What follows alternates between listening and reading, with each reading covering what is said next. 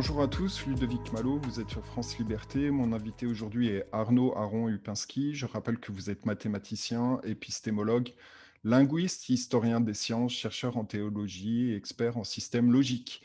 Vous avez étendu la grille de lecture de vos recherches pour démonter les mécanismes secrets du langage du pouvoir, décrypter son double jeu et réarmer l'intelligence en lui permettant de se réapproprier ses instruments de pilotage pour le contrer.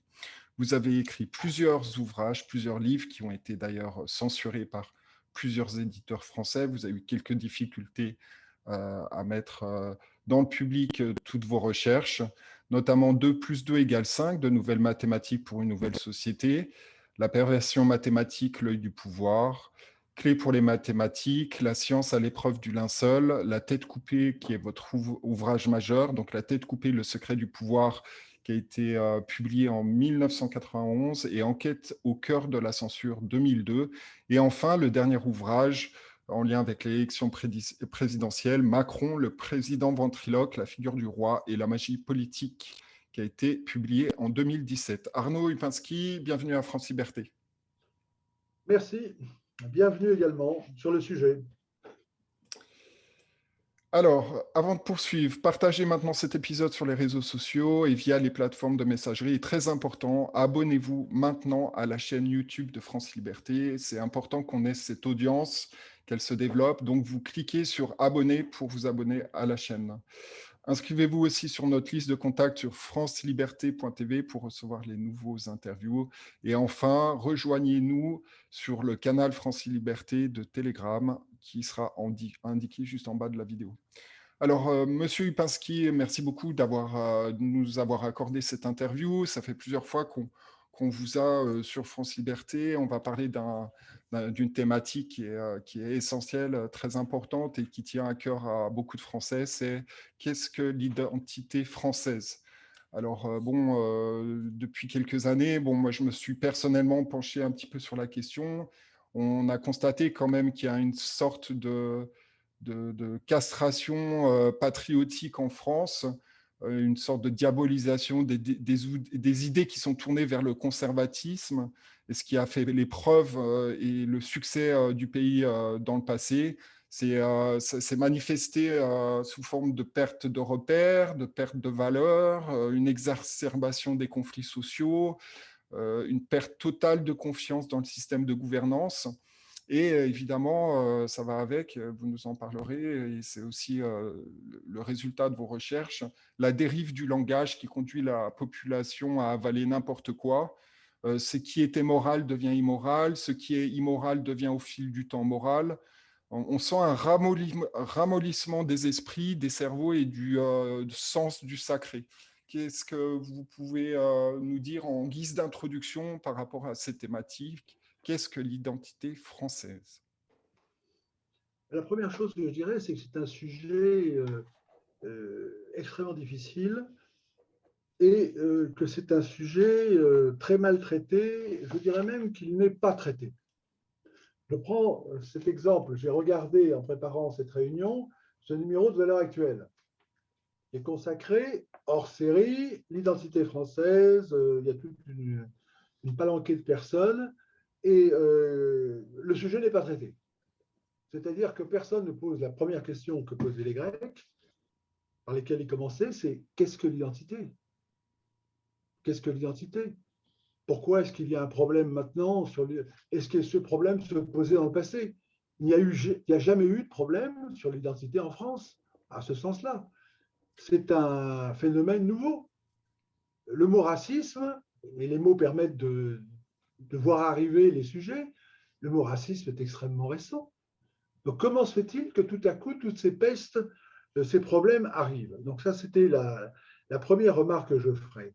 La deuxième remarque, ce qui me rend, j'allais dire, légitime pour traiter ce sujet, ce sont plusieurs choses, plusieurs éléments. Je dirais qu'il y a mon passage en Nouvelle-Calédonie. Vous savez que j'ai vécu quand même plusieurs années dans l'ambiance disons, de la culture cannibale, notamment, de la culture kanak. Et je dirais que quand je considère, disons, que la question de l'identité chez les Kanaks, et d'ailleurs le mot Kanak n'est pas un mot Kanak, j'ai tendance à penser que j'ai affaire à des êtres civilisés, que nous sommes devenus des sauvages. Par exemple, quand vous rentrez dans une tribu, eh bien, il y a une porte de la case qui est basse, et vous devez vous baisser pour montrer le signe d'humilité et de demande d'être admis. Donc, vous rentrez dans l'identité, dans une identité différente, et votre identité est acceptée. Il y a un accord entre les deux identités. Donc, j'allais dire, c'est le savoir-vivre. Donc, quand vous voyez le soin qu'ils ont à rester fidèles à leurs ancêtres, à retrouver l'art de faire des pirogues pour retrouver. Donc, vous avez affaire à des personnes qui sont en parfait accord avec, qui n'ont pas de problème d'identité, tout simplement. Ils sont ce qu'ils sont. Donc ça, c'est la première chose. J'ai eu cette période, et je vous donne un autre exemple, disons que extrêmement important. La première fois que j'étais en brousse seul avec eux, et j'étais avec des personnes de diverses tribus, et je pensais, je sortais de mai 68 à l'époque. Donc, vous savez, c'est la schématisation du journal Le Monde et compagnie, blanc, noir, jaune, vert, etc. Enfin, la dialectique toujours d'opposition, de conflit. Et je pensais que nous allions tous déjeuner ensemble. Nous arrivons à l'heure du repas et qu'est-ce que je constate? C'est que je me retrouve seul, puisque j'étais le seul blanc, si je peux dire, et qu'ils n'étaient pas tous les autres réunis sous la couleur. Donc, ils étaient réunis tribu par tribu. Et donc, ça indique que c'est très important pour l'identité. Qu'est-ce que l'identité? D'abord, c'est une chose naturelle. C'est-à-dire que l'identité, c'est l'être. C'est ce qu'un enfant découvre en naissant, nous allons en parler. Et donc, pourquoi est-ce qu'ils se réunissaient chacun? D'abord, ils avaient des traits physiques différents, d'ailleurs, parce que moi, je pouvais les distinguer, les Lifou, les Ouvéa, les Marais, etc. Donc, l'histoire et, j'allais dire, la génétique leur avaient donné des traits caractéristiques, mais il y avait des traits physiques, bien entendu, il y avait des traits moraux, il y avait des manières de faire, et ils se réunissaient parce qu'ils avaient des choses à se dire, qui se ressemblent, s'assemblent. Donc, ce n'était pas du tout une marque d'hostilité, ni quoi que ce soit, c'est une marque naturelle. On a besoin d'avoir les mêmes codes, comme on dit maintenant, alimentaires, ce qu'on mange ensemble, ce qu'on dit ensemble, ce qu'on vit ensemble. Et il y a une expression ancienne, celui qui disait quand est-ce qu'on est d'un pays? Parce qu'autrefois, on disait c'est un gars d'un pays en France.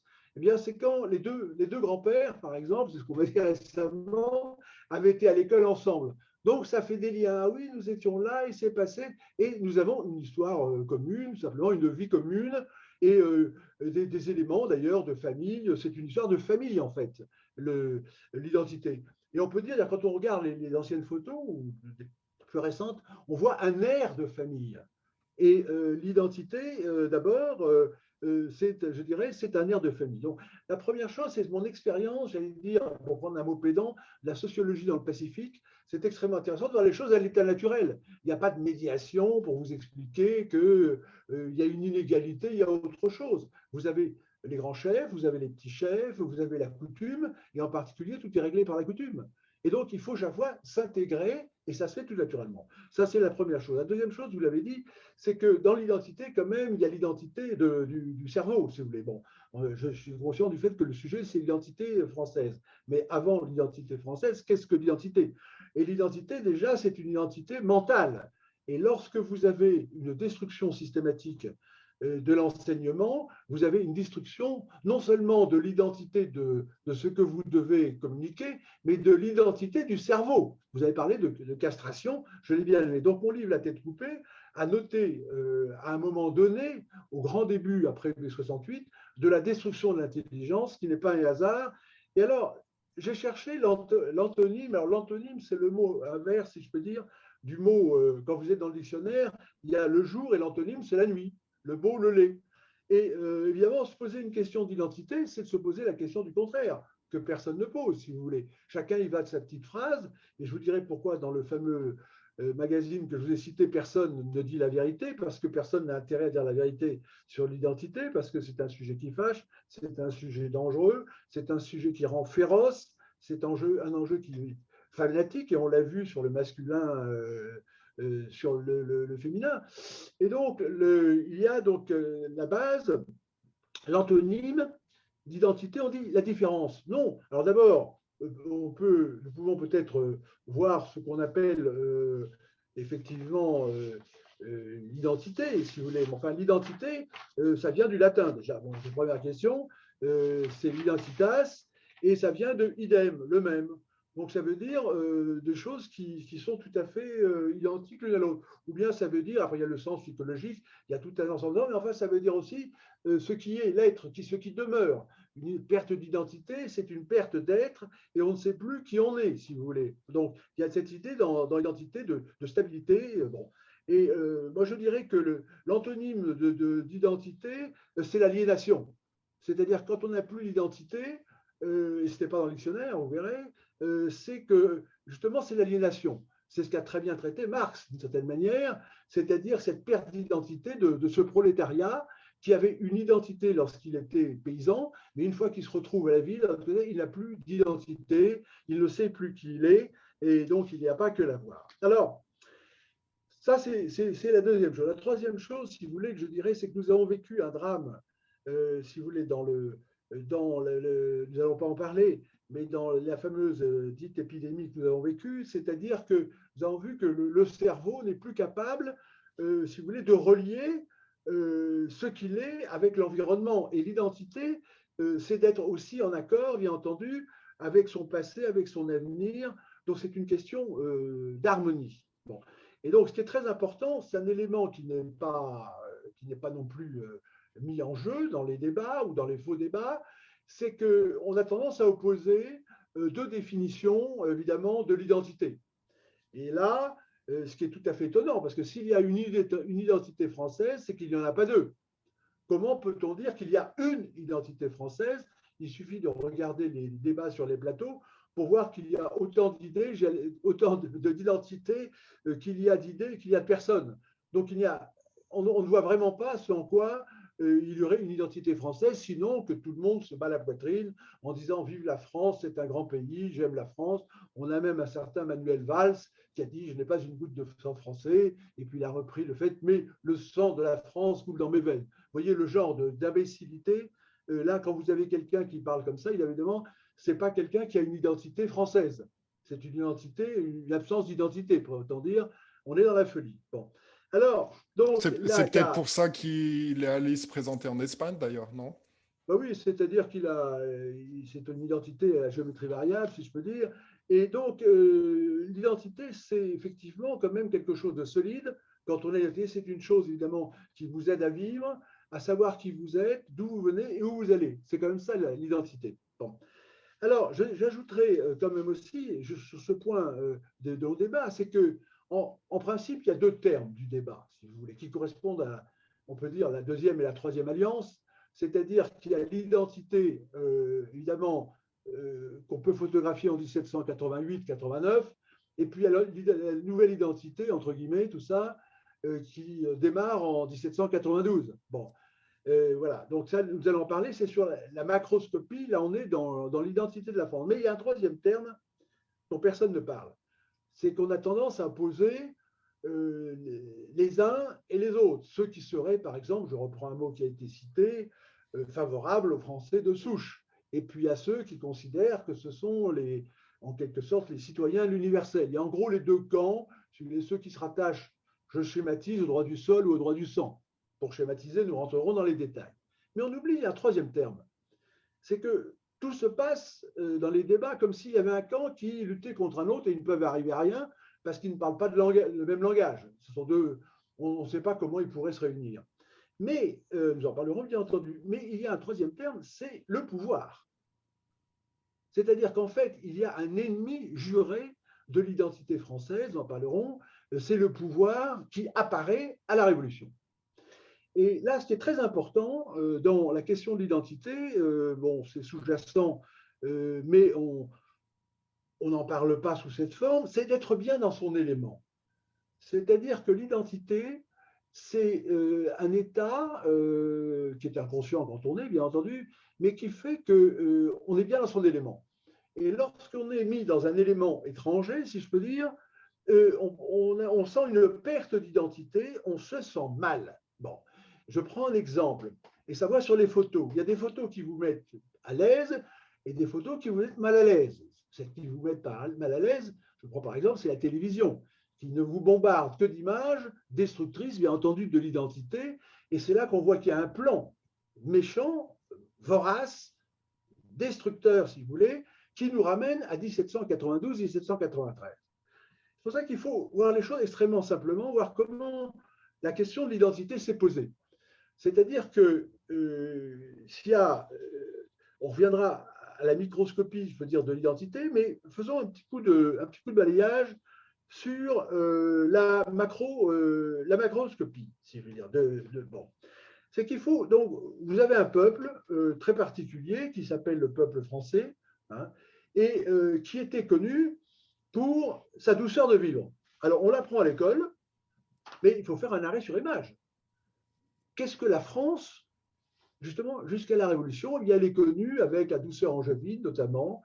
La France, c'est un pays de la douceur, c'est un pays de l'élégance, c'est un pays de savoir-vivre, c'est le pays de la conversation, c'est le pays de bien savoir s'alimenter, manger en commun. La table, je ne dis pas qu'il n'y a qu'en France qu'il y a la conversation autour de la table, mais vous prenez les États-Unis, c'est le fast-food et compagnie. Donc l'idée de se rassembler avec une identité commune, si je peux dire, pour reprendre le mot, eh bien, on peut dire que l'identité française, c'est l'identité du savoir-vivre, l'identité de la qualité de la vie, du savoir-parler. Bon, et c'est donc une qualité de nature, c'est-à-dire que la France, et je parlais de la Nouvelle-Calédonie et des Kanaks, qui a été faite autour de la nature, et ce sont trois choses. D'un côté, c'est un fait, l'identité française, c'est une construction, bien entendu, dans laquelle l'intelligence joue un rôle essentiel, notamment pour là, et puis c'est une initiation. Bon. Et donc, vous prenez la France de 1788, en dépit de ce que certains esprits chagrins vont dire, c'est la douceur de vivre, et même un Anglais comme Jung a dit que les femmes dominaient, disons. Et elle a dit, la fameux mot de Madame Vigier-Lebrun, c'est avant la Révolution, les femmes dominaient, la Révolution les a détrônées. Donc tous les problèmes actuels avec les femmes ont été créés par la Révolution. C'est-à-dire que la Révolution, et quand je parlerai de la République, évidemment, ce n'est pas la vraie République, c'est ce que j'appelle la République de ventriloque, mais la République française, elle est cannibale, elle est vorace, elle est violente, elle est contraire à la douceur féminine. Donc d'un côté, jusqu'en 1789, vous avez une identité française que je viens d'écrire, qui est toute harmonie, si vous voulez, qui est toute harmonie, et on la voit dans les villages, parce que qu'est-ce que c'est que la France? Eh bien, c'est une civilisation villageoise. J'ignore pas qu'il y a des villes, mais pourquoi tout le monde actuellement apprécie les villages? Eh bien parce que tout simplement, c'est ce patrimoine. Et ce qui rend compte du modèle d'identité française, bien entendu, c'est les villages, c'est l'art, c'est le patrimoine, qui, je le rappelle, fait l'unanimité. Donc, il n'y a pas deux camps pour le patrimoine. Bon, on pourra parler après de certaines choses. Mais donc, c'est l'harmonie, et cette harmonie, il suffit de regarder la France. Nous avons une photographie de ce qu'est l'identité française, et je pense à un livre comme Le Cheval d'Orgueil, par exemple, de Jacques Ezeliaz. Eh bien, vous voyez qu'en Bretagne, disons que l'identité française, c'est l'identité bretonne d'abord. Donc, l'identité française est un peu un contresens. Bon, alors évidemment, on voit très bien ce que ça veut dire. Quand on voit une photographie de la Libération, évidemment, on voit à Paris notamment l'harmonie des personnes bien habillées, des femmes bien habillées, des hommes bien habillés. On voit qu'il y a une harmonie et un air de famille. Vous faites la même photo 40 ans après, on ne sait plus très bien ce que ça veut dire. On ne se sent pas en famille. Et vous avez le grand problème, par exemple, actuellement, dans la haute couture et compagnie, c'est qu'autrefois, il y avait la parisienne. La parisienne, évidemment, ça faisait partie de l'identité française. Mais la parisienne, maintenant, il faut la chercher. Plus personne ne s'habille.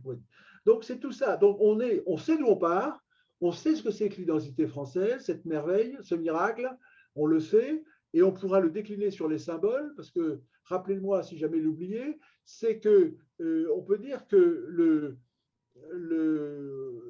l'identité, c'est une conquête du double symbolique. C'est-à-dire que nous avons, alors là, certains ont parlé de la double figure, le corps de roi, le double corps du roi, mais nous avons tous un double corps, même un triple, nous allons en parler. C'est-à-dire qu'il y a notre être physique, évidemment, qu'on peut toucher, mais nous avons un être moral. Et un homme, c'est une construction morale. Bon, construction morale, c'est-à-dire que nous avons un double symbolique. Par exemple, entre la conquête de l'identité, et là je suis en amont mais ça a un rapport avec l'identité française, il y a évidemment le symbole féminin, le symbole masculin. Donc, tu seras un homme, mon fils. Qu'est-ce que ça veut dire, tu seras un homme, mon fils? Ça veut dire qu'il y a une identité d'homme, une identité de femme, une identité française. Mais pour bien comprendre, l'identité française est un peu, justement, c'est le mot qui est utilisé, mais justement, ça date de la Révolution et c'est une très, très grossière erreur parce que quand vous cherchez toujours l'origine des mots, quand vous cherchez le mot France, par exemple, le mot France, qu'est-ce que c'est qu'être français? Eh bien, autrefois, même s'il y a un célèbre poème, Ô France, tu m'as longtemps nourri de ma mamelle France, mère des arts, des armes et des lois. Donc, la personnification de la France est ancienne, mais en fait, la France moderne, qui nous amène à 14-18, c'est dans les deux enfants qui font le Tour de France. Bon, il faut voir que, comme je vous l'ai dit, l'identité est une chose naturelle, mais aussi c'est une construction politique et voire une construction toxique éventuellement. Elle peut être toxique. Bon. Et vous avez parlé tout à l'heure du patriotisme. Alors le mot patriotisme, le mot nation, doit être regardé de près. Mais prenons maintenant ce que c'est que l'identité française. Ben, c'est un petit peu comme les poupées gigognes. C'est-à-dire que, et toujours, identité française, disons, commence à être attaquée à la Révolution, c'est-à-dire qu'on parle actuellement de déconstruction, c'est-à-dire de destruction, d'une certaine manière. La déconstruction de l'identité française commence évidemment avec la Révolution, et le mot marqueur, c'est le mot nation, dont nous pourrons parler.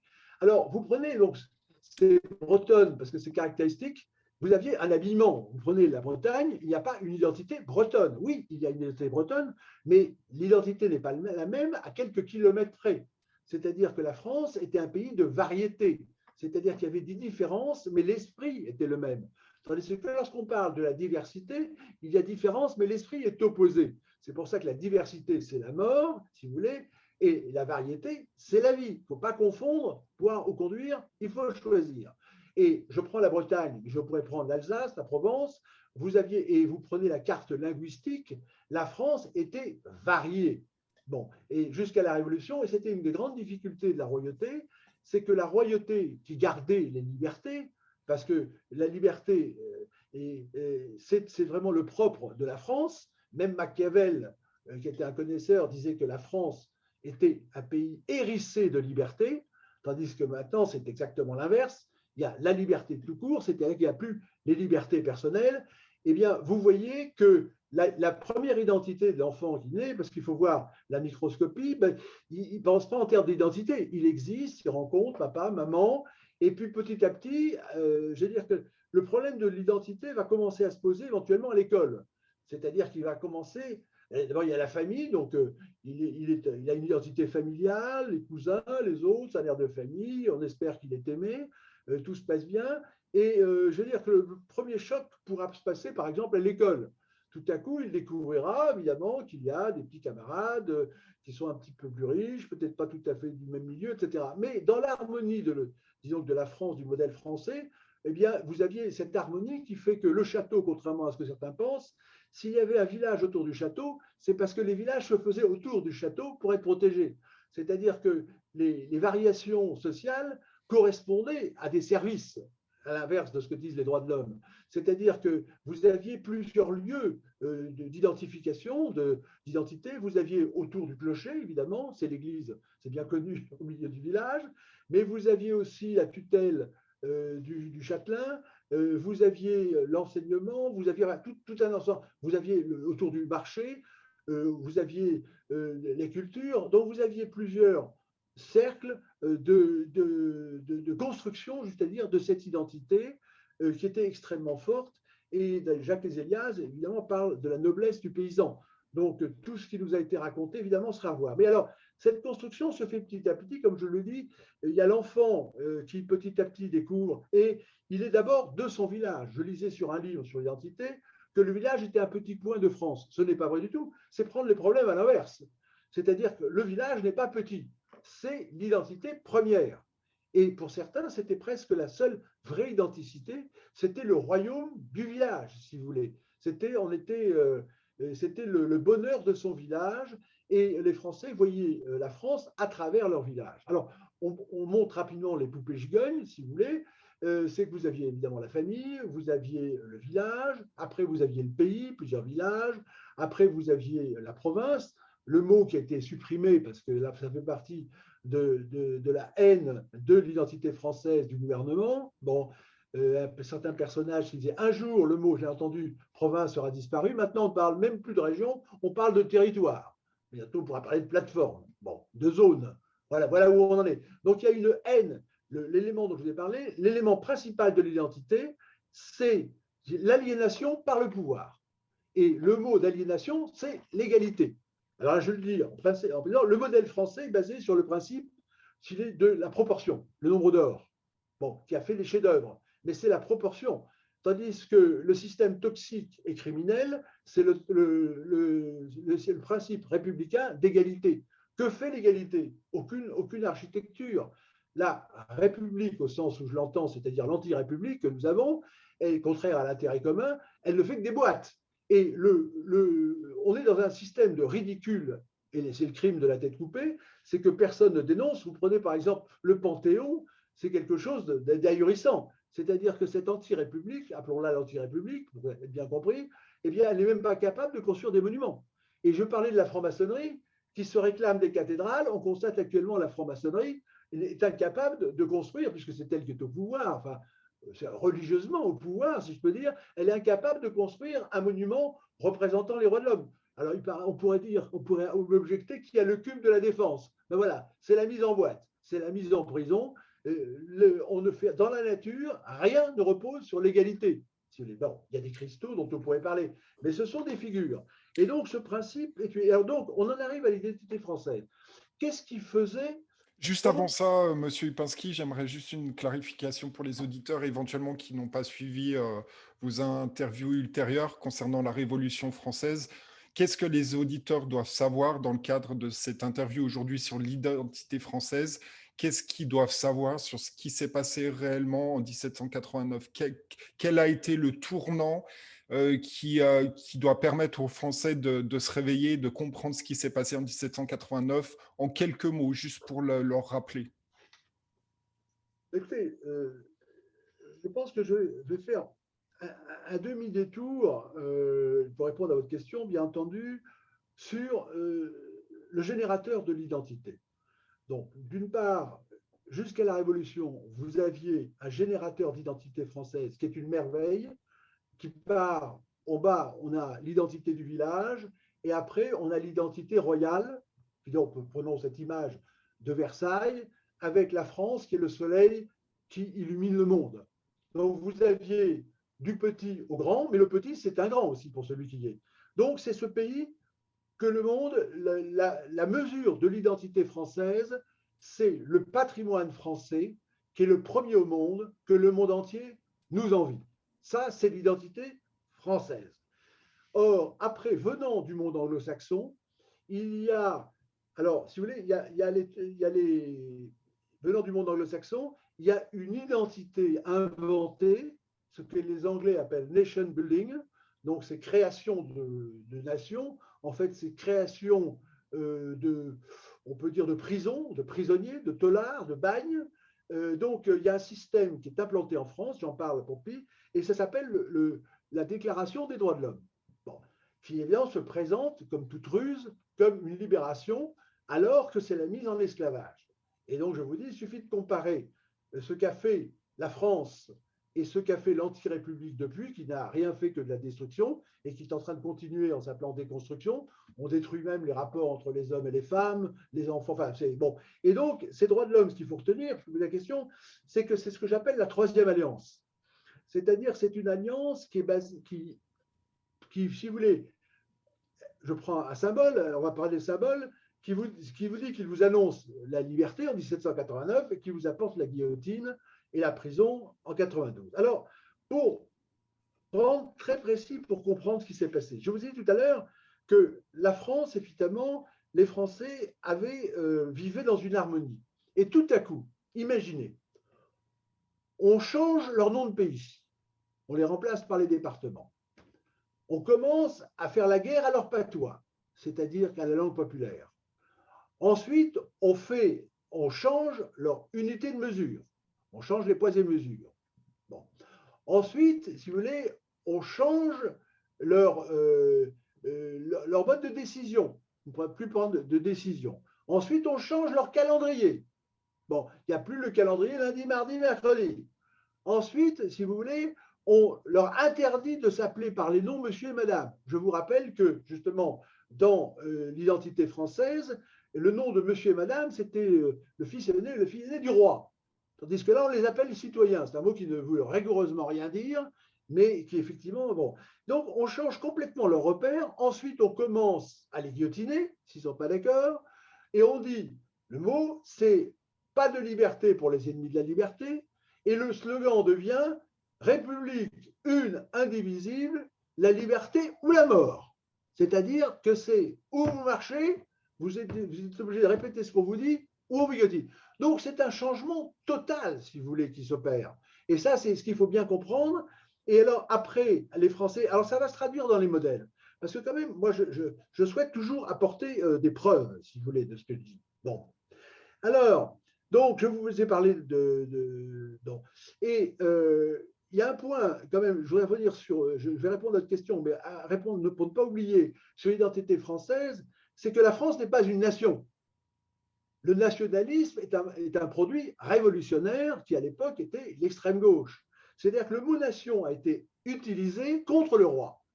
C'est-à-dire qu'il faut bien comprendre que les Français étaient en harmonie, c'était un roi, une loi, une foi, c'était cette unisson, si vous voulez, c'était à l'unisson, il n'y avait pas de. L'identité n'était pas fracturée, si vous voulez. Bon. Et donc, ça c'est. Et alors, ce qui prouve que la France n'est pas une nation, hein, mais c'est pratique parce que la nation, on met tout dedans, donc ça veut dire que tout le monde est pareil. Et ça permet de jouer à l'assimilation. Ça ne veut rien dire de faire de quelqu'un un Français. Ça ne veut rien dire. Bon, on en parlera sur la carte d'identité. Mais ce qui prouve, ce que je vous dis est vrai, c'est que la France n'était pas une nation. C'est le Collège des quatre nations qui a été fait par Mazarin. Vous savez, c'est maintenant dans le Collège des quatre nations que se trouve l'Institut, appelé ainsi par Napoléon, qui regroupe les grandes académies de Louis XIV, bien entendu, en mettant le buste de Napoléon pour semer les poursuivants. Bon. Mais le Collège des quatre nations, c'était quoi? C'était l'idée qu'après les conquêtes de Louis XIV, des nations, les nations Pays-Bas, nations d'Alsace, nations Puy-Mirol, nations Languedoc, eh bien, il voulait instruire les gentilshommes de ces quatre nations pour justement les faire accéder à ce qu'on pourrait appeler l'identité française, mais qui n'était pas une identité nationale, puisque justement il y avait quatre nations, il y avait toutes les nations de France, c'était l'initiation à l'identité royale, parce que la France est une race, disons que l'identité française est une race, j'utilise le mot à dessein, au sens de race de David d'ailleurs, c'est une race royale. C'est-à-dire ce qui fait que les nations qui étaient rattachés à la France par mariage ou par divers moyens étaient fiers d'être françaises, c'est parce qu'ils appartenaient au royaume de France.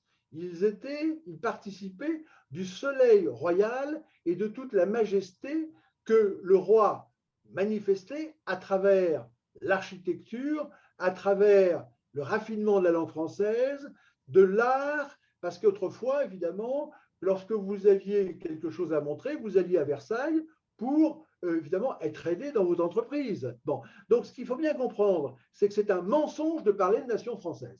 Alors, c'est un abus de langage, si on veut. On peut parler de nation mondiale aussi. L'humanité est une nation. On peut même mettre les martiens, si vous voulez. Donc, c'est l'abus de langage de la Révolution. Et donc, ce qui s'est passé à la Révolution, c'est que vous avez eu, si vous voulez, une dislocation de toutes les règles. C'est-à-dire que vous avez une bande de sauvages et de cannibales, hein, qui tout à coup ont dit nous allons vous rendre heureux. Alors au début c'était le charme de la Révolution 1789, même Louis XVI s'est laissé prendre au jeu, et puis une fois que les cannibales ont eu le pouvoir, ils ont guillotiné le monde, ils ont tué. Parce qu'il faut bien savoir que les révolutionnaires sont des lâches, et ils commencent à se battre lorsqu'ils sont les plus forts. Hein, le massacre commence une fois qu'ils ont pris le pouvoir. Alors ce qui prouve ce que je dis, c'est que l'identité c'est un double symbolique. C'est un double valorisant ou dévalorisant. C'est-à-dire que l'enfant, à un moment donné, découvre qu'il y a une altérité, il y a des choses différentes, et à ce moment-là, il se construit ou il se détruit en termes d'identité. C'est pour ça que c'est très important l'identité, parce que c'est ce qui nous rend fiers de nous, sûrs de nous, et ce qui nous fait affronter la vie. Mais il n'y avait pas de contradiction dans le passé, Marx n'était pas passé par là, entre l'identité villageoise, l'identité du pays, le pays de Serres par exemple, après vous aviez l'identité du Languedoc, l'identité de la langue, l'identité après, et l'identité religieuse, que je ne dois pas oublier, et l'identité royale. Et tout à coup, vous avez des cannibales qui arrivent et qui vous disent, vous n'avez rien compris, et d'abord, si vous n'avez pas compris, on vous coupera la tête, et maintenant, il n'y a qu'un seul Dieu, c'est la religion maçonnique dont j'ai parlé dans l'initiation maçonnique, et c'est l'homme qui est mis, les droits de l'homme sont mis à la place des commandements de Dieu. Alors ça a l'air très gentil, mais ce qui montre que les droits de l'homme, c'était une ruse de guerre pour prendre le pouvoir au roi, c'est que tout de suite après, on sort, on se démasque, on sort la guillotine, on sort la terreur, donc je vous rappelle, qui est sorti en France. Et si maintenant on ne dit plus la liberté ou la mort, c'est parce que ça monte un peu trop le vrai masque des droits de l'homme qui est la guillotine. Alors, je voudrais vous dire une chose Juste très une importante. chose, Monsieur Lipinski, donc on parle effectivement des cannibales de la Révolution.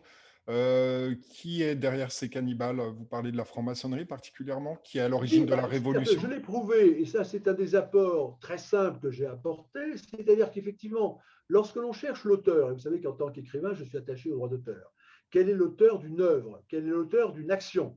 Et le mot auteur ne se met pas au féminin, si vous voulez, comme les ineptes disent. Eh bien, la Révolution est signée, de même que les évangiles eh bien, signent effectivement le christianisme, bien entendu, eh bien, on peut dire que les évangiles sont au christianisme, ce que les droits de l'homme, si vous voulez, sont à la franc-maçonnerie. C'est-à-dire que c'est la franc-maçonnerie qui a signé dans la Déclaration des droits de l'homme, par le triangle lumineux, qui représente la franc-maçonnerie, qui se signale comme l'auteur du texte fondateur de la Révolution, qui a formaté, si je peux dire, qui a enseigné et qui aux ordres de l'Angleterre, ne l'oublions pas, parce que la franc-maçonnerie, c'est une création anglaise, ne l'oublions pas, c'est le bras armé, les services secrets de Sa Majesté. Et après, bon, il faudrait aller un petit peu plus loin, mais donc les droits de l'homme sont le fruit de la franc-maçonnerie, et donc c'est le langage qui a fait la révolution, c'est pas telle ou telle personne, d'ailleurs ils sont tous guillotinés les uns les autres, on pourra en parler, et voilà, donc ça c'est très important de comprendre que la France, évidemment, dont j'ai dit que le mal français, c'était la France a une tête française, une tête anglaise sur un corps français. Et là, la perte de, certains appellent le déclin, qui est signalé déjà par Voltaire, eh bien, c'est en fait la perte d'identité, c'est le fait qu'évidemment la tête nous détruit. C'est-à-dire que le système maçonnique, donc aux ordres des Anglais, si vous voulez, enfin du système anglais, mais il faudrait rentrer dans qu'est-ce que c'est que l'Angleterre, ça fait encore d'autres sujets, nous détruit l'école, nous a détruit, et le coup de génie, entre guillemets génie, c'est la prise du pouvoir par la franc-maçonnerie, si vous voulez, par le langage de la franc-maçonnerie, donc par l'évangile et la religion des droits de l'homme en 1792. C'est un fait prodigieux. Alors, ce qui montre, si vous voulez, que l'identité française est pleine et que l'identité républicaine, anti-républicaine, j'allais dire, parce que c'est une fausse république, est creuse, ça se voit très, très. Il faut toujours des preuves. Les preuves, c'est que vous vous interrogez quels sont les symboles français et quels sont les symboles de la République, l'anti-république, ou les symboles de la royauté. Alors c'est très intéressant. Là, je commencerai par la République. Il suffit d'aller sur le site du président de la République. Vous voyez, donc ce que je dis, ça, c'est pas du tout caché. Et vous interrogez les symboles de la République. Alors qu'est-ce qu'ils sont? Vous commencez par le drapeau tricolore. Pour voir, je vais vous montrer à quel point c'est absurde. Et donc là, on est dans le phénomène de la tête coupée. Personne ne se prend la peine d'analyser les symboles de la République pour voir à quel point c'est creux, c'est ridicule, c'est de la falsification. Ce ne crée pas de richesse. C'est-à-dire que les symboles que vous trouvez. Alors sur le site, on commence par le drapeau tricolore. Alors voyons le drapeau tricolore, est-ce que c'est quelque chose de valorisant? Parce que je vous rappelle quand même que l'identité française valorise. Vous prenez même quelqu'un que je n'aurais pas la cruauté de citer, qui était une femme qui était à l'Académie française, qui était du FLN, elle était quand même reçue à l'Académie française, eh bien, elle détestait la France par définition, mais elle disait que c'était quand même la langue française qui lui avait fait accéder à la liberté en tant que femme. Vous voyez, donc l'identité en principe française, c'est le haut du panier, puisque la France est le premier des royaumes au monde. Si vous regardez une carte, aucun pays ne peut avoir une telle valeur d'identité lorsqu'elle est respectée que la France. Et je vous dis, ce qui mesure l'identité de la France, c'est son patrimoine, le premier patrimoine du monde. Donc Kennedy disait que la France est la première puissance culturelle au monde. Mais ça, la France première, mais pas l'anti-république. La République, c'est l'inverse de la France, anti-république. Il faut bien ça. Alors, prenons les symboles. Commençons par le drapeau tricolore. Bon, il y a 3 couleurs, très bien. Est-ce que ça valorise 3 couleurs? Et que vous dit la présidence de la République? C'est que ces 3 couleurs, c'est le bleu, le blanc, le rouge. Donc, c'est la couleur du roi entre les couleurs de Paris. Mais ça vous dit quoi, ça? Puisque le roi, en plus, a disparu. C'est ridicule. La France, quand même, c'est pas que Paris. Si, certes, Napoléon disait la France mourra de Paris. C'est-à-dire qu'effectivement, la République, c'est Paris. D'accord? Mais donc, c'est plus la France. Donc, dès que vous commencez à faire marcher vos neurones, comme on le faisait à l'école, avant, évidemment, qu'il y ait toutes ces réformes, n'est-ce pas, de destructrices, eh bien, on voit que ce drapeau ne veut rien dire. Il ne veut rigoureusement rien dire. Alors, on pourrait donner d'autres sens aux couleurs bleu, blanc, rouge. C'était la couleur des gardes du roi, des gardes suisses, etc. Mais tel que c'est présenté, c'est vraiment partiel. Ce n'est pas la République universelle. C'est simplement 3 couleurs, Paris et le roi. Exit. Bon. Ensuite, vous avez l'hymne national. Juste une chose, on entend dire que le drapeau français viendrait des États-Unis avec Lafayette. Qu'est-ce que vous en pensez? Oui, parce qu'il y a ce qu'on vous raconte et il y a ce qui est vrai. Parce que les couleurs dites de la liberté, c'est le bleu, blanc, rouge. Et ce n'est pas par hasard que Lafayette a pris le bleu, blanc, rouge. Alors après, on vous raconte, c'est pour ça que je prends l'histoire officielle de la présidence de la République, mais en fait, c'est la couleur des États-Unis. C'est Lafayette qui l'avait. Ils ont ramené la Constitution, les droits de l'homme et tout. Voilà. Bon.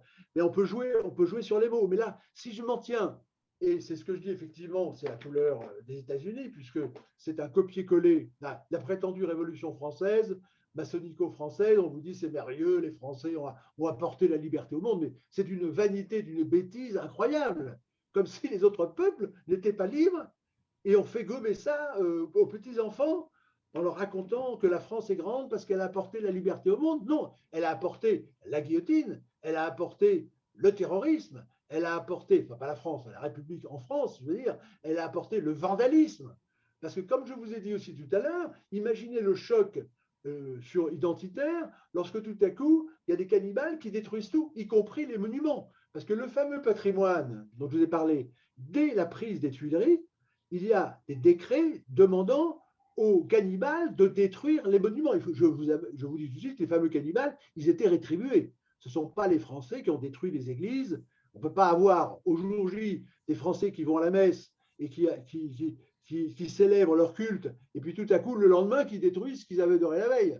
Donc on voit très bien que la Révolution, c'est un système organisé, c'est un système totalement anti-français, mais qui a été tellement brutal, tellement violent, qui a complètement changé les règles de la guerre. J'entendais Franck Ferrand l'autre jour pour louer Napoléon, qui a évidemment installé le modèle. Bon. Et il disait Napoléon, c'est formidable, il a amené une guerre nouvelle, violente, etc. Non, c'est affreux. La Révolution, je rappelle encore, du temps du modèle français, on n'obligeait pas les Français à s'entretuer. Bon, l'idée de la conscription obligatoire, c'est une logique de cannibale. Et Franck Ferrand se moquait de la guerre en dentelle. Moi, j'adore la guerre en dentelle parce que je trouve quand même qu'elle fait moins de morts que la boucherie de l'attaque à la baïonnette, comme on l'a vu à partir des guerres de l'Empire. Donc, vous voyez, c'est tout. L'identité française était faite d'intelligence et il y a eu un tel choc psychologique qu'on peut dire que les Français ont été sonnés à la Révolution et ils s'en sont pas remis. Exactement comme pour le fameux coronavirus. Alors, je termine rapidement les symboles, ça sera un peu long, mais tous les symboles de la République, de l'anti-république, sont complètement creux. Le drapeau ne signifie rien. L'hymne de la Marseillaise, c'est un hymne de cannibales. Des cannibales, c'était le bagne de Marseille qui s'est illustré par les massacres effroyables. Bon. Ensuite, vous avez Marianne avec le bonnet phrygien, c'est-à-dire qu'on vous fait croire que les Français qui ont fait cette merveille étaient des esclaves avec le bonnet phrygien. Je passe rapidement. Bon, liberté, égalité, fraternité, c'est ou la mort, donc ça vous rappelle la terreur. Le 14 juillet, c'est une imposture parce que déjà, la prise de la Bastille, ce n'était pas vraiment une prison, il n'y a plus personne, si vous voulez, on est bien des fous, mais c'était pour prendre la poudre et c'était uniquement un acte de guerre, mais qui a été dissimulé comme drapeau tricolore.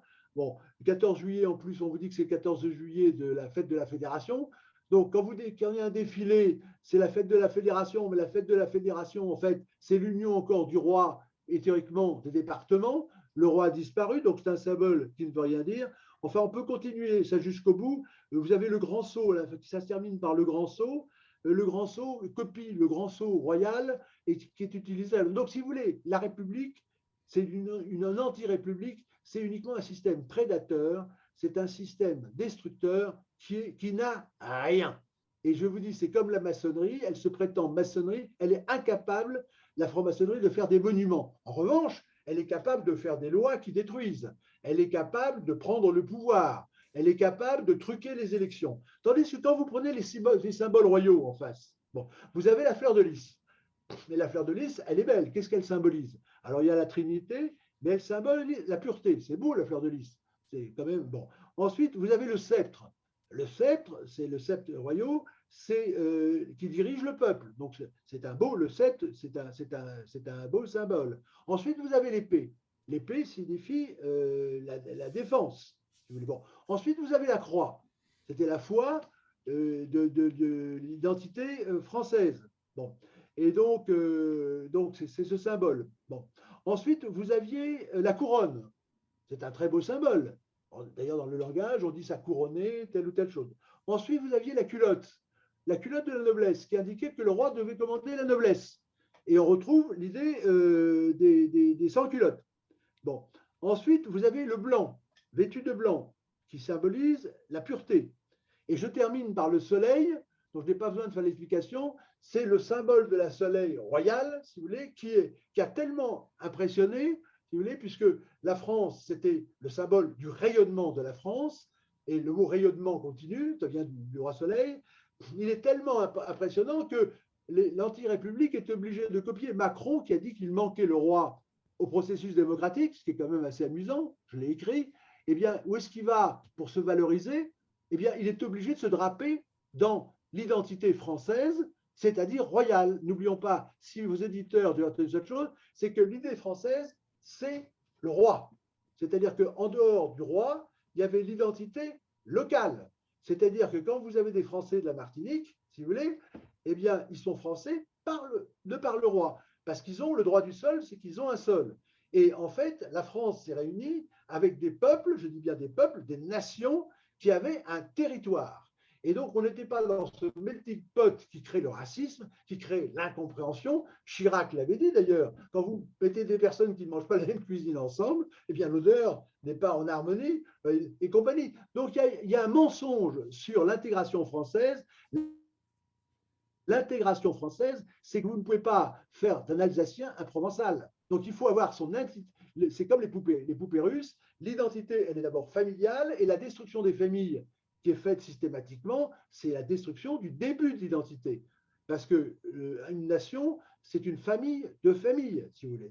Et donc, on a cette construction, et avec la clé de voûte qui faisait que le roi de France était le roi des rois, et donc, on pourrait dire que l'identité française, c'est l'identité des identités, puisque vous avez Mme Baker qui disait « J'ai deux pays, mon amour à la France ». Donc, la France, effectivement, en ce sens-là, c'est évidemment la première des identités, avec en plus l'identité de la langue française, qui permet même aux ennemis du FLN, puisque le FLN, c'est une construction française, on pourrait en parler, parce que l'Algérie, elle est française par sa constitution. C'est pour ça qu'elle est toujours occupée par le FLN.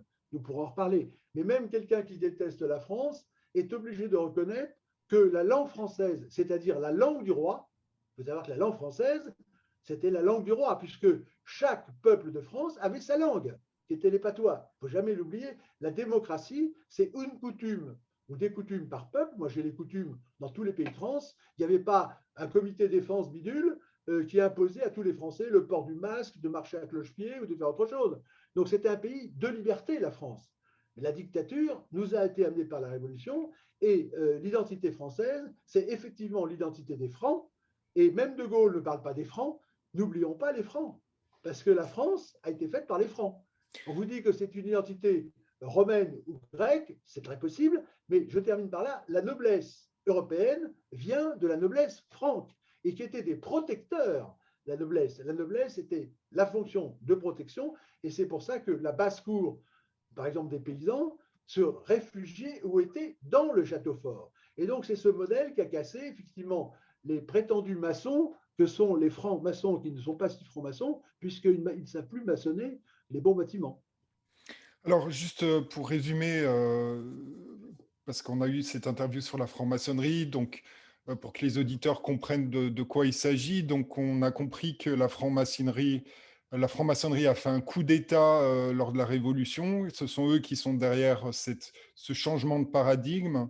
Et on peut dire que, puisque vous avez un cadre derrière vous, là, en ce moment, on peut dire qu'en fait, ils ont vidé la substance de l'identité française, une sorte de vampirisme civilisationnel et culturel, pour vider de sa substance tout ce qui est notre héritage de l'Ancien Régime, de la royauté, de toute notre histoire, notre culture, notre architecture, notre gastronomie. Donc, ils sont en train de vider la substance de ce cadre qu'on voit derrière nous et ils gardent en fait le cadre, eux, et ils se mettent dedans pour faire croire à la population qu'il y a un semblant comme si de rien n'était. C'est bien ça?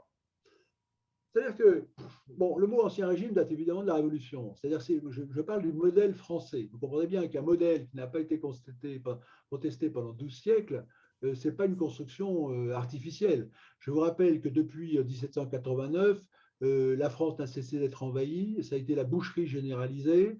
Ensuite, la France, qui était la plus peuplée d'Europe, maintenant est à la queue du peloton.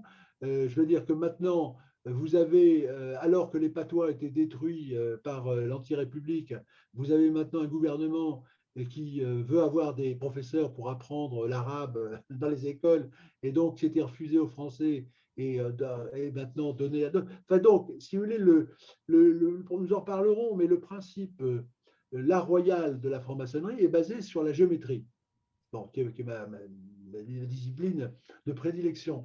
C'est-à-dire que l'opération géométrique, elle a beaucoup de qualités, elle permet évidemment de construire, mais c'est aussi une science du pouvoir qui emprisonne les formes dans des limites.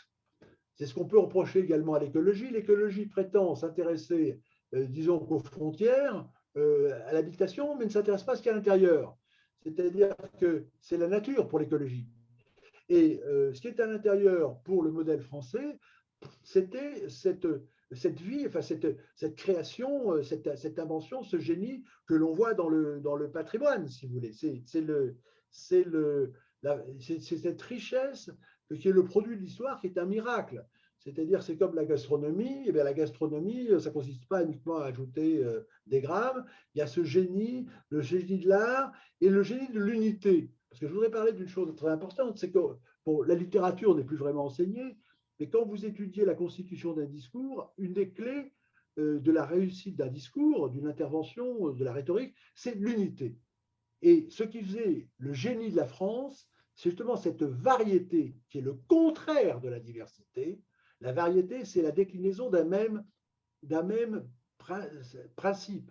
Si vous voulez, qu'est-ce qui fait, quel est le rapport qu'il peut y avoir entre le Pays basque, qui garde son identité, et par exemple les Alsaciens? Il est évident qu'ils sont très différents, mais l'esprit était le même, et l'esprit était découlé, comme la justice, du principe régalien de la royauté. Je vous rappelle que les principaux ministères s'appellent encore régaliens, c'est-à-dire que l'anti-république, vous l'avez dit de votre manière, n'est qu'une copie, qu'une grimace, qu'une contrefaçon qui s'empare, comme les anglo-saxons, le commerçant, le mauvais commerçant, qui s'empare du produit, mais ruine le producteur. C'est-à-dire que le commerçant, il prend des paquets, il les déplace, mais il ne s'intéresse pas en soi à ce qui est à l'intérieur. En revanche, le producteur, lui, veut donner de la qualité. Mais le commerçant, lui, c'est un manipulateur.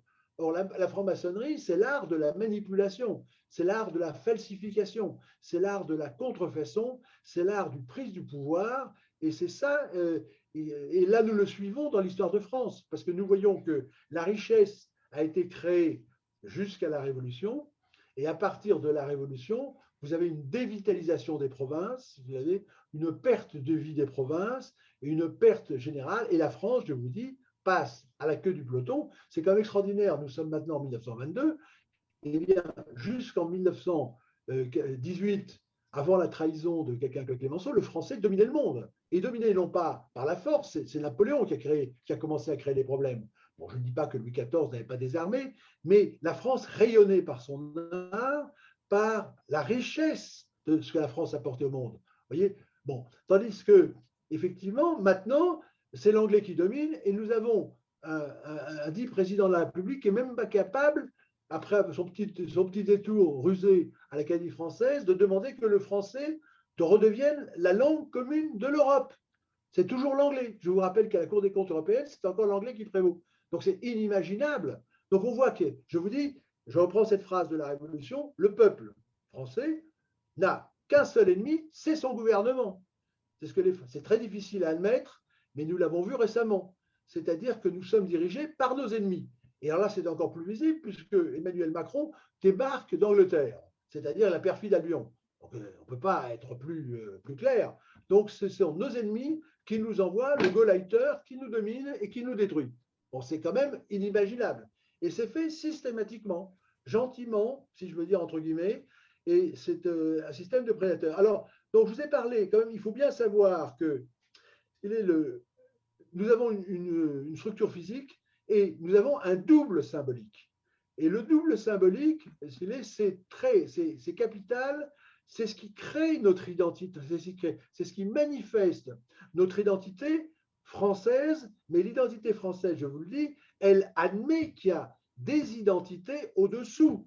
La République, l'anti-république, n'admet pas l'identité, c'est-à-dire qu'elle ne veut que des esclaves. C'est pour ça que la nation a été inventée au XVIIIe siècle pour remplacer le roi, parce qu'il y avait un serment qui était prêté. D'abord, c'est au roi, à la loi, et au roi, à la loi de la nation. Et puis finalement, le roi disparaît et il ne reste plus que la nation et la loi. Mais la nation, c'est la carte d'identité. C'est-à-dire que nous avons parlé d'identité. Qu'est-ce que c'est que pour la dite République, l'identité?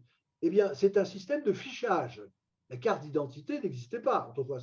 C'est un fichage qui permet de vous identifier, carte d'identité, identification et domination. C'est un système de pouvoir, la carte d'identité.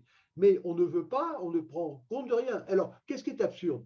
Vous prenez, alors, il y a le mot race qui maintenant, vous voyez, j'ai dit, le mot race, le mot nation, c'est la même chose. Et tout ça, c'est un rapport avec le lignage. C'est-à-dire que qu'est-ce que c'est qu'une nation? Eh bien, la nation, c'est ce qui a une origine commune.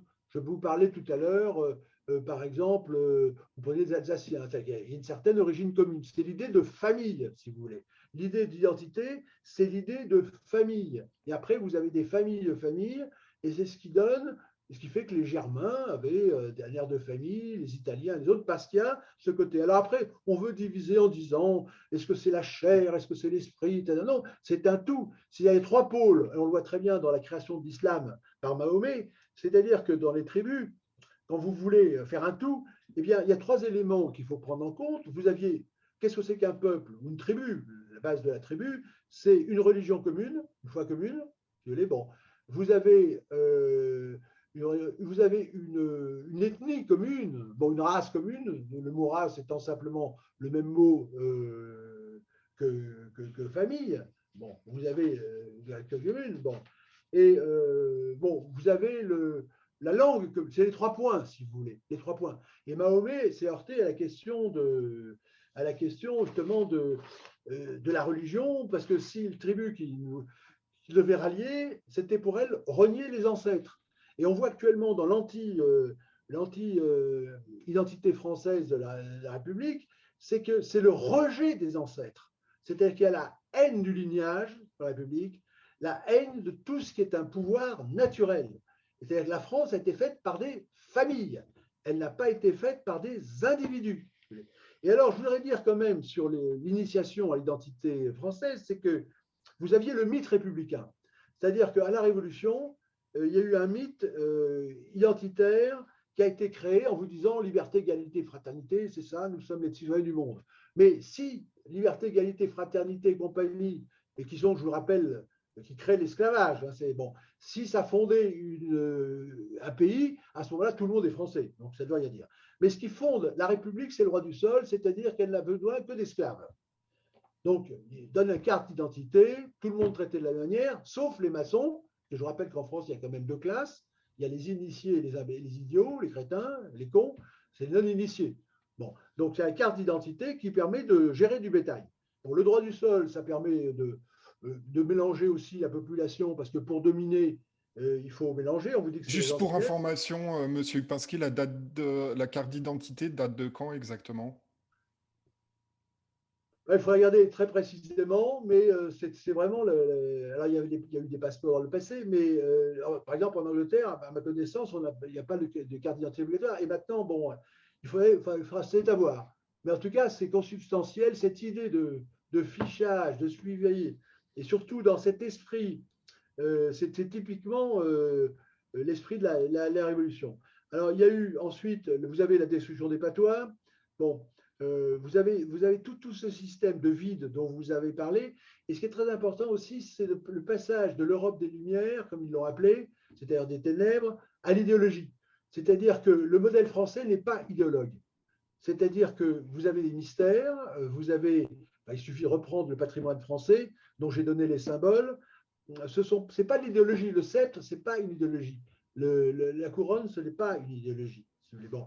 Et donc, Destutt Tracy, qui était franc-maçon d'ailleurs, évidemment, Napoléon détestait, disons, l'idéologie, a remplacé les vraies valeurs par des mots. Et vous le voyez actuellement sur les plateaux, ce ne sont que du débat de mots, et c'est violent. Le modèle français, l'identité française, elle est faite d'harmonie.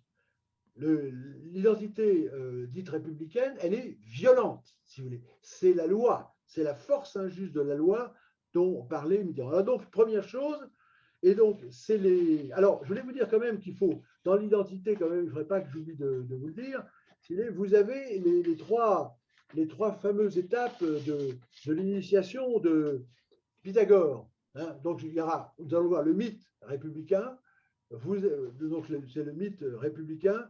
Vous avez l'alchimie ou la magie noire maçonnique, finalement, et puis vous avez l'identité royale, ces trois choses. Alors, je rappelle quand même, c'est important dans ces trois stades, c'est de même qu'il y a trois notions divines et trois régions intelligibles, il y a aussi un triple verbe, un triple langage. Car l'ordre hiérarchique se manifeste toujours par trois.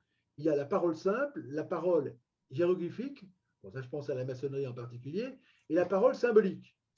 Bon, en d'autres termes, il y a le verbe qui exprime, le verbe qui cache et le verbe qui signifie. Bon, et on a dans le verbe donc toute l'intelligence hiérarchique est dans la science parfaite de ces trois degrés, et je dirais que toute l'intelligence hiérarchique de l'identité française est dans cette compréhension. C'est-à-dire que vous aviez la République, c'est un mythe, il dit quelque chose, mais il cache le véritable sens des droits de l'homme. Je vous dis, c'est l'initiation à l'esclavage. Et la véritable signification de l'identité, on ne la retrouve que dans le modèle français. Et je vous dis que le modèle français, l'identité française s'identifie avec ce qu'on peut appeler la race royale, avec le sceau royal. Et c'est quand même pas, c'est une chose qu'on retrouve dans le langage, c'est que royal, c'est toujours le mot valorisant. Vous ne trouvez jamais, vous ne dites jamais, il nous a reçus républicainement. Jamais. On vous dit, il nous a reçus royalement, si vous voulez. Et quand vous avez Emmanuel Macron qui veut se grandir, il va à Versailles.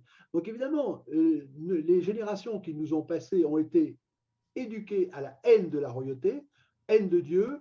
Donc ça, c'est l'apport, entre guillemets, de la Révolution. Haine de Dieu, haine du roi, mais haine du peuple. Je vous dis, le peuple a été martyrisé, détruit. La paysannerie a été détruite. Et elle est détruite. C'est volontairement. Si vous voulez, dans le plan Mansholt, il était précisé qu'il fallait que les revenus de l'agriculture soient toujours légèrement, vous voyez, le machiavélisme, légèrement inférieur aux revenus de l'industrie. Donc, c'est un génocide paysan qui est fait systématiquement. Il y a la haine du peuple français. Et l'anti-république, ce qui se dit république, c'est la haine du peuple. C'est qui s'est retrouvé avec les gilets jaunes, c'est-à-dire que le peuple, vous voyez d'ailleurs en 1848 et vous voyez à la Commune, c'est-à-dire ceux qui se disent républicains n'ont aucun scrupule à tirer dans ce qu'ils appellent la canaille. C'est une chose, il faut bien voir, bien comprendre que cette République, elle est totalement en haine totale du peuple, qui est considéré comme du bétail. Et c'est là qu'on revient à la carte d'identité, qui ne donne rien d'identité, c'est uniquement un système d'identification. Un détail capital. Il faut distinguer, en termes d'identité, la nationalité et la citoyenneté. Donc, c'est la différence clé. La citoyenneté, c'est, j'allais dire, le fait du prince. C'est le prince qui donne, qui fait accéder aux règles d'un pays la personne qu'il veut, à la limite. Mais le souverain ne peut pas donner la nationalité. La nationalité, elle est ontologique. Nationalité vient de nascor, naître. La nation, comme je l'ai dit tout à l'heure, c'est d'être une famille commune. Donc, l'idée de naturaliser, ce n'est pas possible. C'est-à-dire qu'un pouvoir peut dire j'accepte que quelqu'un vienne, mais on ne peut pas faire un Français en termes de nationalité. On peut en faire en termes de citoyenneté. Et dans l'URSS, c'était caractéristique dans la fameuse carte d'identité. On vous indiquait citoyenneté soviétique et nation. Ça pouvait être juif, ukrainien, russe. Et donc, ce qui est très important, c'est de distinguer, comme je vous l'ai dit, ce qui est le fait. Le fait, c'est on appartient à une nation par la naissance, si vous voulez, par ses parents. Et la citoyenneté, c'est qu'on fait allégeance à un prince. Vous voyez. Et Mazarin, par exemple, avait fait allégeance, mais il était de nationalité italienne. Et donc, ça permet, les outils du langage permettent de comprendre qu'il y a des distinguos. Et il est évident que cette anti-république ne veut surtout pas faire le distinguo parce qu'il veut, et ça c'est le fait maçonnique, de ne tenir compte que des enveloppes pour emprisonner les gens, mais de ne pas tenir compte de ce qui est à l'intérieur. C'est une manipulation. Et donc le régime qui nous opprime ne veut surtout pas savoir qui nous sommes ni ce que nous voulons. Il ne veut simplement que nous soyons finalement des esclaves obéissants et servis. D'où la confusion des deux mots. Alors, c'est intéressant ce que vous dites parce que finalement, on en vient à comprendre que le gouvernement enfin, successif depuis la Révolution ne devrait pas donner la nationalité à des étrangers finalement, puisqu'ils ne rentrent pas dans le cadre du modèle français en tant que tel et qui devraient plutôt avoir des papiers comme citoyens, mais pas avoir accédé à la nationalité, c'est ça? Oui, tout à fait. Si vous voulez, c'est un viol de l'intelligence, c'est un viol de la logique, c'est un viol du droit. Pourquoi? Alors, Madame Taubira disait qu'en étendant, en ouvrant le mariage dit homosexuel, on n'enlevait rien aux autres. Si, parce que quand vous ouvrez sur l'expression, c'est-à-dire vous violez un symbole, vous le détruisez. C'est-à-dire que ouvrir la propreté à la saleté, eh bien, ça ne conserve pas la saleté. Ouvrir la lumière à l'ombre, ben, c'est éteindre la lumière. Bon, et donc, si vous voulez, la posture du langage, c'est effectivement de donner aux mots un sens qu'ils n'en ont pas. Et c'est pour ça que j'avais saisi l'Académie française sur le prétendu mariage homosexuel, disant c'était que en disant que le mot mariage a un sens, c'est évidemment lié à un homme et une femme, et que le prince, entre guillemets, peut faire ce qu'il veut. Il peut créer des associations, mais il n'avait pas le droit d'utiliser le mot mariage. Et c'était sur ce terrain que l'argumentation, qui devait être utilisée par Ludovine de la Rochère, mais qui après a dit qu'elle était d'accord, elle a pas été, il fallait attaquer sur le terrain du langage. On ne peut pas empêcher un dictateur de faire ce qu'il veut. En revanche, il n'a pas le droit de violer le langage puisque c'était constitutionnel. Et personne ne s'est battu. Alors, ce qui est très intéressant, c'est pour ça que je vous dis qu'il faut distinguer la nationalité et la citoyenneté. La nationalité, c'est du réel. La citoyenneté, c'est ce qu'on appelle le droit positif, c'est la volonté du dictateur. Et dans le mariage prétendument le faux homosexuel, ce qui est très intéressant, c'est de voir que, et là, il faut voir d'où ça sort. Ça ne sort pas effectivement des volontés de tel ou tel homosexuel, mais il y a cette idée de ceux qui ne sont pas dans le statut, dans le schéma, je veux dire, universel, même si les Grecs ont participé, on va parler, c'est qu'ils veulent quand même profiter du symbole.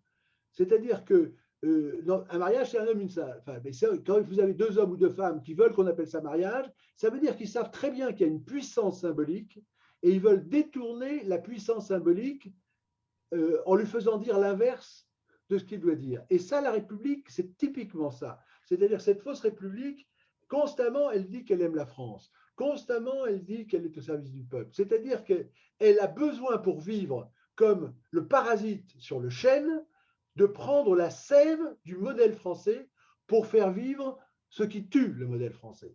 Et donc, cette anti-république, c'est un parasite, c'est un suceur de sang qui a constamment besoin de se nourrir de l'être qu'elle détruit. Et c'est ça le côté extrêmement pervers qui nous fait passer au plan métaphysique, si vous voulez, au plan spirituel, à l'initiation de la magie noire, c'est que la magie noire ne peut vivre que de la magie blanche. C'est-à-dire que comme la magie noire, comme la franc-maçonnerie n'est pas une création, c'est un simulacre. La franc-maçonnerie, c'est une singerie, finalement, du catholicisme. Quand on regarde les symboles, ce sont des symboles catholiques détournés. Et là, le mal, c'est pour ça que je reviens à mon initiation du carême initiatique, c'est que le diable est le singe de Dieu et la République, c'est le singe de la royauté. Elle veut, bon, si vous retrouvez la dite République, c'est un décalque de la royauté. Alors le problème, c'est que si c'était un décalque bénéfique, moi je veux dire, j'ai beaucoup de contrefacteurs. Le problème, c'est que ceux qui vous copient, ils vous trahissent. Non seulement ils vous copient, mais ils tuent votre idée. Et c'est ça le drame. Parce que si la République était la continuation, bon, évidemment, on a fait croire aux Français que la République, c'était la royauté avec quelque chose en plus. Bon. Mais ce n'est pas du tout ça. C'est-à-dire que c'est une singerie qui tue l'être. Et c'est ça le grand. Parce que Platon disait bien que tout régime est une république, et même Rousseau dit que la monarchie est une république. Il dit une république, c'est ce qui a des lois.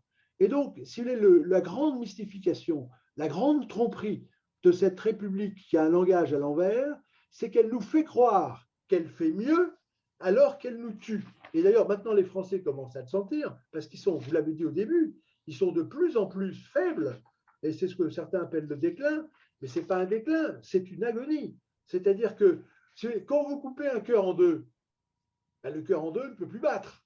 Or, en fait, la France, si on parle d'identité, c'est une image un peu raccourcie, eh bien, cette révolution a coupé le cœur en deux. Et donc, c'est pour ça que le cœur français, l'âme française, ne peut plus battre. Et c'est ça le drame. Et tant que nous n'aurons pas le courage, finalement, de purger, disons, toute ce langage criminel, ces anti-principes et cet anti-régime cannibale issu de la Révolution, eh bien, nous allons aller dans la mort. Et je vous dis que cette perfide Albion, eh bien, effectivement, là, je pense au bombardement qu'il y a eu, destruction des villes hautes, c'est-à-dire qu'il y a une haine de la France, c'est ce qu'on appelle le French bashing, qui est inhérent à tous les gouvernements qui nous suivent. Il y a eu un aveu d'ailleurs de François Mitterrand, qu'il a avoué, nous sommes en guerre avec les États-Unis, mais ceux qui peuvent gouverner, il y avait un très bon film hier d'ailleurs sur l'Inde, la partition de l'Inde, on voit très très bien que le gouvernement britannique est un gouvernement qui a bien mérité son régime pervers, et c'est-à-dire que tous les moyens sont bons pour accroître ce pouvoir sans cesse, voilà, ce pouvoir qui a pris la forme chez nous de cette franc-maçonnerie qui, je veux dire, en nous prenant l'égalité, elle se réserve d'être effectivement, de nous gouverner en étant les initiés et en nous traitant, osons le mot, indéfiniment que comme des cons. Alors, juste pour préciser, donc suite aux interviews que vous avez faites et à la démonstration que vous avez faite, donc la France est entre les mains d'une secte. Cette secte s'appelle la franc-maçonnerie. Elle a pris le pouvoir en 1789. Elle a complètement inversé les valeurs, le langage. Et elle a une haine profonde pour le peuple. Elle a une haine profonde pour la royauté. Et elle a une haine profonde de Dieu. Donc, où va-t-on sur ces fondements? Quelles sont les issues que vous voyez? Il y a une autre chose que j'aimerais revenir en arrière sur, en fait, cette franc-maçonnerie qui a organisé la destruction du monde rural. Les villages se sont complètement vidés, les postes ont été fermés, donc on voit bien qu'il y avait une stratégie derrière tout ça. En parallèle, j'aimerais parler, faire une petite aparté sur ce qu'a dit Jacques Attali sur le phénomène américain des fast-food, c'est-à-dire qu'il a expliqué qu'en fait c'était volontaire pour que les familles ne puissent plus se retrouver à table, parce que c'est justement à table qu'il y a cette discussion, cet échange, ce noyau familial, et qu'ils ont cherché à, à faire voler en éclats. Et c'est un petit peu ce qui est en train de se passer en France, c'est-à-dire que bon, le fast-food, c'est pas nouveau, ça existe depuis déjà un moment, mais on voit qu'il y a des changements de consommation et la gastronomie n'est plus aussi mise en valeur qu'avant. Qu'est-ce que vous pensez de ça? Alors, je crois qu'il ne faut pas se perdre dans les détails, si vous voulez. Je pense, moi je vois, puisque ça fait quand même des décennies que j'ai alerté en commençant, non pas par les fast-foods, mais je veux dire par l'enseignement, si vous voulez. C'est-à-dire que vous avez eu actuellement, ça traite votre partie, c'est qu'il est évident que nous avons une puissance à l'œuvre qui est l'ennemi du genre humain, au sens large. C'est-à-dire que quand vous voyez la merveille du modèle français, on ne peut pas faire mieux. Et quand je vous dis, ce n'est pas cocardier que de dire que le modèle français, c'était le plus beau modèle au monde, admiré du monde entier, même encore maintenant, c'est-à-dire après sa destruction. Je vous rappelle que un tiers, parce que le protestantisme, derrière tout ça, on peut en parler, parce que il y avait une harmonie qui a été détruite. Et évidemment, les protestants, c'était le début ils ne sont pas innocents de cette opération. Mais le protestantisme a détruit un tiers du patrimoine français.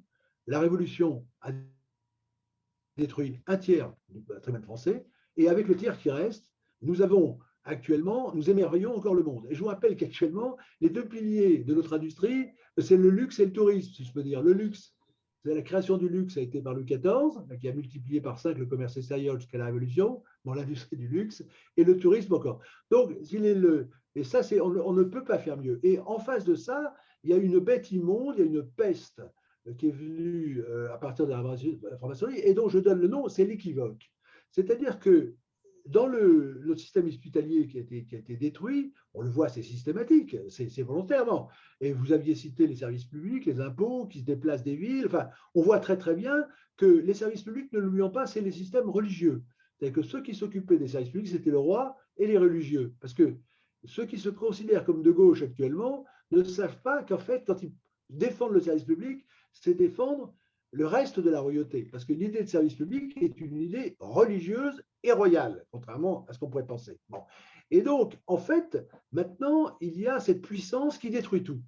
Et le drame que je vois, c'est que je n'arrive pas, je ne suis pas arrivé, ou d'autres auraient pu tenter, mais je ne vois personne, à se mobiliser pour lutter contre, intelligemment, bien entendu, d'où réarmer l'intelligence, contre cette puissance infernale qui se présente comme le progrès. Évidemment, il s'avance masqué, c'est-à-dire que si le mal disait je suis le mal, il ne pourrait pas. Donc le mal se présente comme le suprême bien, et évidemment, nous sommes ses dupes et nous le suivons. C'est comme sauver des vies, quoi qu'il en coûte. C'est-à-dire que le séducteur, évidemment, prend les apparences de l'ange de lumière pour nous tromper. Et c'est l'équivoque, notamment sur le mot de liberté, si vous voulez, qui nous a menés là où nous sommes. C'est pour ça que je dis que la vérité, c'est la clé initiatique de la liberté. Il faut que nous restaurions le langage et que nous osions démasquer cette imposition. Quand je vous prends un exemple tout simple, bon, la démocratie en théorie, c'est la loi de la majorité, la volonté générale manifestée par la majorité. Mais le président Macron n'a pas la majorité, je veux dire la vraie majorité. Donc, il est la majorité du corps électoral. Je ne veux pas dire la majorité de. Donc, il n'est pas élu. Mais dire que quelqu'un a été élu alors qu'il n'a pas été élu, eh bien, c'est le début de l'esclavage. Parce qu'il est évident que toutes ces élections sont organisées. Il n'y a pas besoin de truquer les urnes, c'est truquer dans les têtes. L'hôpital, par exemple, qu'est-ce qui a pris le contrôle de l'hôpital? Eh bien, c'est la finance. Et ce qui a pris le contrôle du pays, c'est d'abord dans les têtes. Parce que vous l'avez dit à juste titre, la franc-maçonnerie, c'est visiblement, en le manifestant au-dessus des droits de l'homme, a pris le pouvoir le 5 octobre 1789, mais la prise du pouvoir a commencé après, en gros, après la mort de Louis XIV. C'est-à-dire que les services secrets britanniques, c'était la franc-maçonnerie.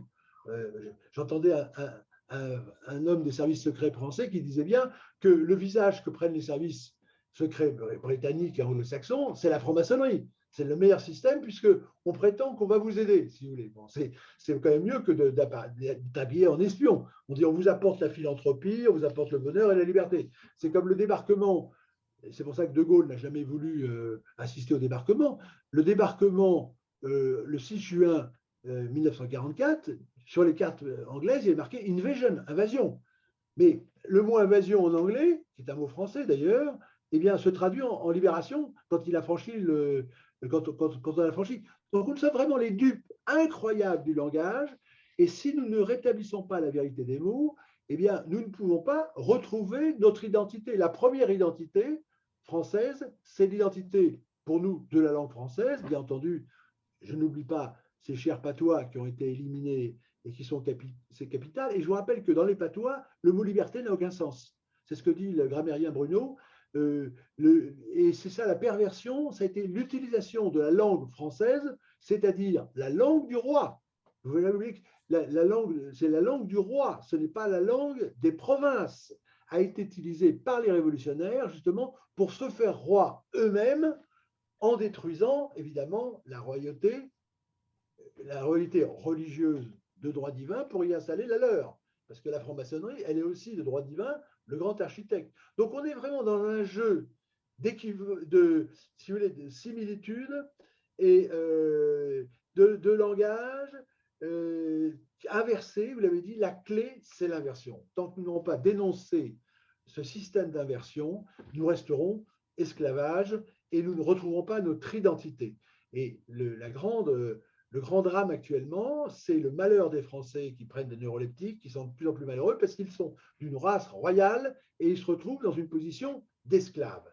Et c'est ce verrou qu'il faut le faire sauter pour retrouver notre identité, parce que tant que nous n'aurons pas retrouvé l'identité de cette vérité, eh bien effectivement, plus aucun rêve, nous ne pourrons plus faire aucun rêve. Je vous ai dit que si vous voulez, et ce qu'il faut comprendre, c'est que l'équivoque, c'est l'équivoque qui nous met en esclavage. Je prends par exemple la phrase de Marc Bloch. Marc Bloch, on dit c'est extraordinaire, etc. Mais les phrases sont toujours le en même temps. C'est le côté, ils ne peuvent pas abandonner la France puisqu'ils la tuent. Donc ils sont constamment, ceux qui prennent le pouvoir en France, nommés qui viennent de l'extérieur, si je peux dire, donc c'est toujours la primauté à l'étranger. Vous l'avez dit, il est évident que le grand crime contre la France, c'est les naturalisations. Et là, effectivement, c'est une création perverse de racisme, parce que quand vous avez, c'est très astucieux comme système, comme je vous dis… Alors justement, j'aimerais juste faire une aparté ici, parce que je diffuse depuis Genève. En Suisse, avant, la nationalité était octroyée par le peuple, c'est-à-dire qu'au niveau local, ceux qui demandaient la nationalité, il y avait un conseil d'habitants, et c'est les habitants à main levée qui décidaient d'octroyer la bourgeoisie, donc la nationalité à un étranger. Ou la citoyenneté dans ce cas-là. La citoyenneté, oui. Ah oui, on peut l'appeler la nationalité, mais c'est la citoyenneté. Oui, mais à ce moment, en fait, la loi a changé. Enfin, c'était pas tout à fait une loi, mais c'était une coutume en fait. Et ils ont basculé ce processus sur un processus administratif où maintenant, toute personne qui a résidé un certain nombre d'années en Suisse peut demander la nationalité pour autant qu'elle remplisse certains critères de conduite et d'intégrité. Mais il se trouve que la nationalité en Suisse a basculé sur un acte politique. C'était avant un acte politique et ça a basculé sur un acte administratif. Donc c'est juste pour dire l'évolution. C'est la question de famille. Je prends la blonde d'Aquitaine, par exemple. Bon, vous savez qu'il y a des races, mais les races, c'est ce qu'a dit Lévi-Strauss, c'est très bien dit d'ailleurs par Bernard-Henri Lévy. La race, bon, ça a été utilisé d'une certaine manière, mais c'est tout simplement la famille. Et on reconnaît chez les animaux, effectivement, et ceux qui sont des évolutionnistes ne peuvent pas dire que nous sommes d'un autre genre, une autre divinité que les animaux, c'est que les races sont créées, si vous voulez, elles sont créées, mais elles ont des caractéristiques. Bon.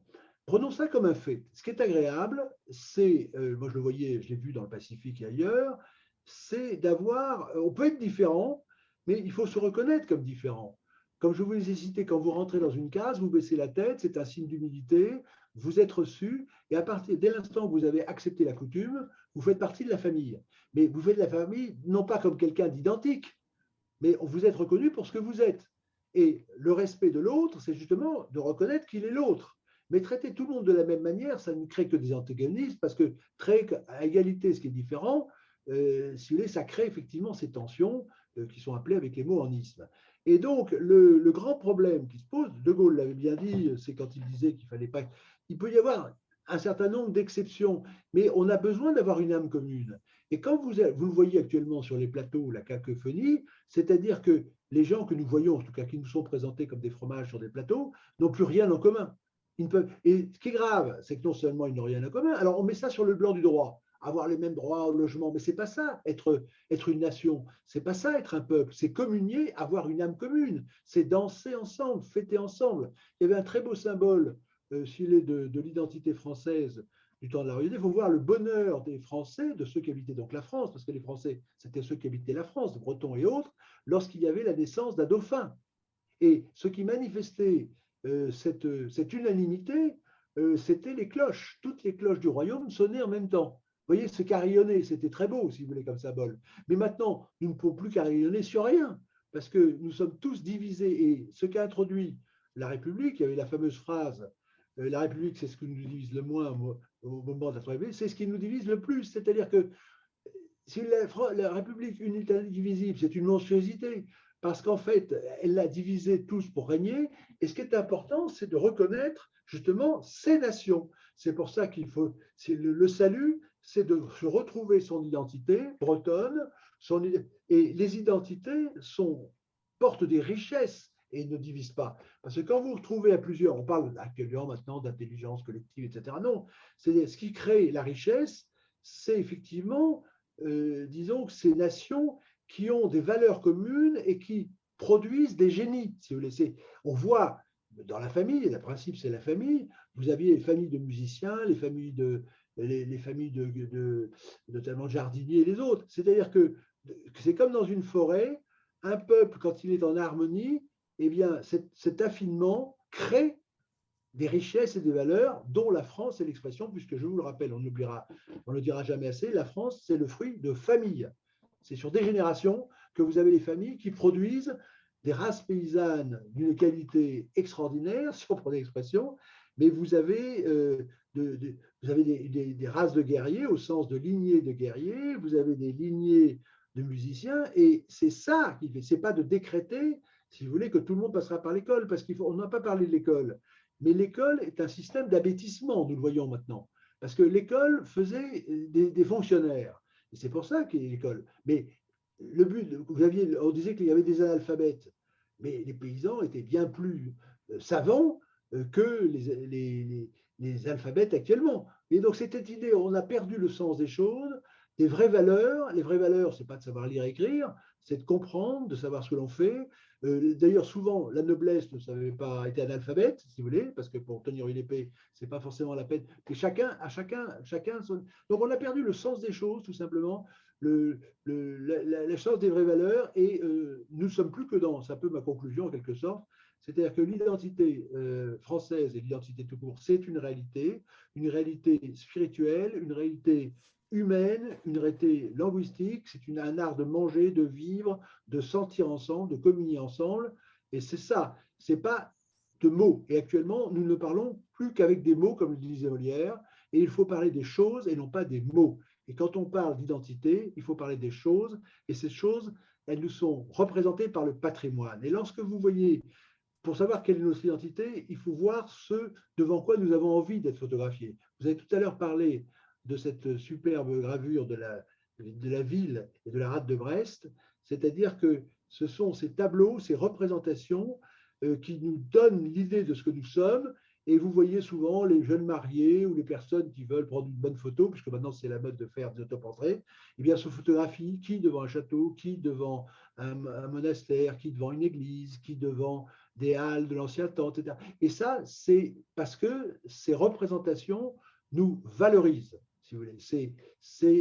On dit que c'est magnifique, magnifique, c'est magnifier, c'est rendre grand. Et normalement, nous avons la chance en France, mais c'est la chance héritée de nos ancêtres que nous trahissons tous les jours d'ailleurs, parce que le bonnet phrygien veut dire que nos ancêtres étaient des esclaves, et ça montre à quel point nous sommes, vous l'avez dit tout à l'heure, abaissés. Nous ne défendons pas nos ancêtres et nous devrions arracher ces bonnets phrygiens qui sont un outrage à notre dignité et à nos libertés.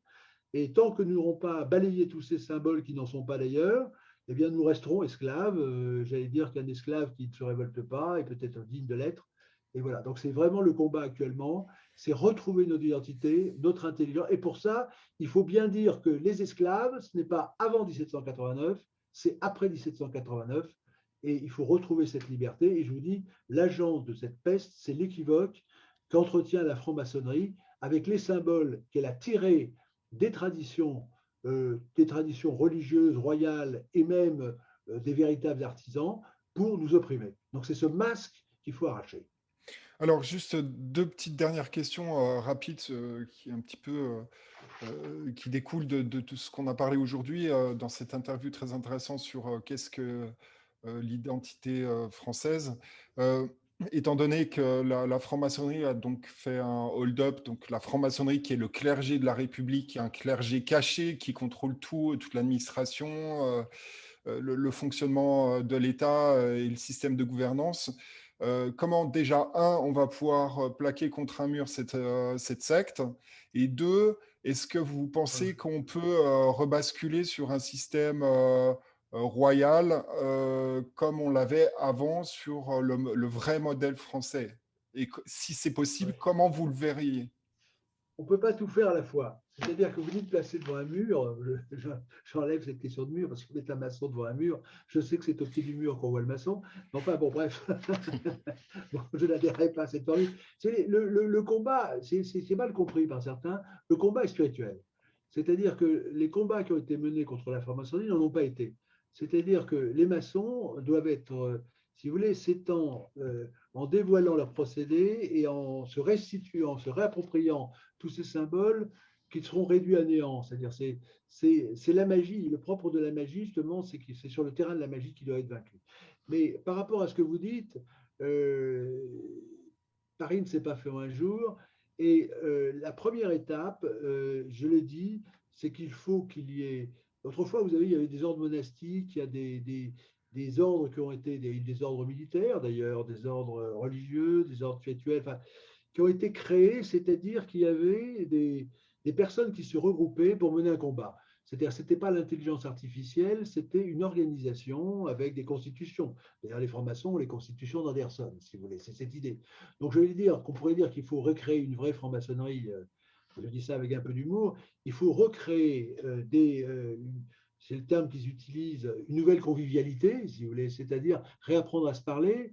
Vous avez les élites, lesquelles les élites doivent reprendre conscience d'elles-mêmes, celles qui en restent d'ailleurs, et il faut, c'était le propre de la féodalité, le système féodal était un système pyramidal qui permettait justement de créer cette richesse, cette société d'entraide et basée sur la parole et non pas sur l'écrit. Alors moi, il ne m'appartient pas, si vous voulez, sur le papier, il est assez facile de recréer, mais la première chose, c'est de prendre conscience du fait que ce qui nous est présenté comme un progrès est en fait une régression, ce qui nous est présenté comme une république, c'est une anti-république, ce qui nous est présenté comme des valeurs, ce sont les anti-valeurs, et si nous mourrons justement en nous étouffant en prenant ces médicaments qui sont des poisons, si vous voulez. C'est-à-dire que on voit que la société régresse. Je vous dis une image très simple. Autrefois, les gens vivaient. Maintenant, ils regardent à la télévision, c'est un peu ce que nous faisons d'un certain côté, comment les autres vivent. Donc, il faut se revoir physiquement, se regrouper, recréer, disons que les communautés, se voir, manger ensemble, j'allais dire, refaire société, j'aime pas le terme, mais recréer la société en associant ce qui est semblable. Je vois dans telle ville que je connais, eh bien, il faut que plus personne ne se voit parce qu'effectivement, ce qui est appelé la modernité, le machinisme, a détruit les éléments de solidarité, puisque ce sont les machines qui prennent notre place. Avant, nous étions obligés de nous réunir. Donc, il faut recréer. L'élément religieux a complètement disparu, puisque nous le voyons à l'occasion du fameux mariage, anti-mariage dont je parlais. aucun religieux n'a pris la parole, c'est-à-dire que la destruction des symboles qui nous fondent, qui nous donnent notre valeur, notre dignité, qui nous préparent à l'au-delà, parce que le monde moderne oublie que notre destin n'est pas collectif, nous mourrons individuellement, donc notre avenir dépend de nous personnellement, même si le collectif a son rôle à jouer. Donc il faut, pour prendre le mot célèbre de quelqu'un qui est bien connu, il faut tout réinventer, mais tout est là, c'est-à-dire tout est disponible. C'est pas vraiment être réinventé, il faut le ressusciter. Il y a un parti qui s'appelle Renaissance. Non, c'est la résurrection qu'il faut faire, c'est bien l'idée de Pâques. Et pour ça, il faut qu'il y ait un minimum de personnes qui prennent conscience. Il faut qu'on ait une élite qui se recrée et qui soit organisée, évidemment. Et je vous dis, la féodalité il faut faire comme la féodalité l'a fait d'abord par les armes et puis en plus en valorisant quand même le reste. Il faut que ça soit fait au plan intellectuel. Je pense qu'on a un problème intellectuel d'abord, à ressort spirituel. Mais quand nous sommes même plus capables collectivement de comprendre que les symboles qui sont à l'Élysée, c'est une farce, c'est un pied de nez, c'est une mystification. Quand vous pensez c'est un appel que je voudrais lancer, j'y pense. Quand vous pensez qu'à la Défense, à la Concorde, place de la Concorde, c'est la place du massacre, avec plus de 1000 personnes qui ont été massacrées. C'était un bain de sang. Et alors, collectif d'ailleurs, puisque vous aviez, ça commence à Louis XVI et ça se termine avec Robespierre, il n'y a aucune marque vraiment significative. Il y a une espèce de plaque en fonte, mais qui est horizontale. Comment se fait-il qu'il n'y ait pas, comme sur le mur des Fédérés ou d'autres, et qu'il y ait un monument? On peut dire que les voitures qui roulent autour, ils profanent un lieu des martyrs, si on emploie le mot martyr, en tout cas des personnes assassinées. Et donc, nous ne défendons pas nos ancêtres en laissant le bonnet phrygien trôner, en faisant croire que nos ancêtres étaient des esclaves, alors que c'est tout à fait l'inverse.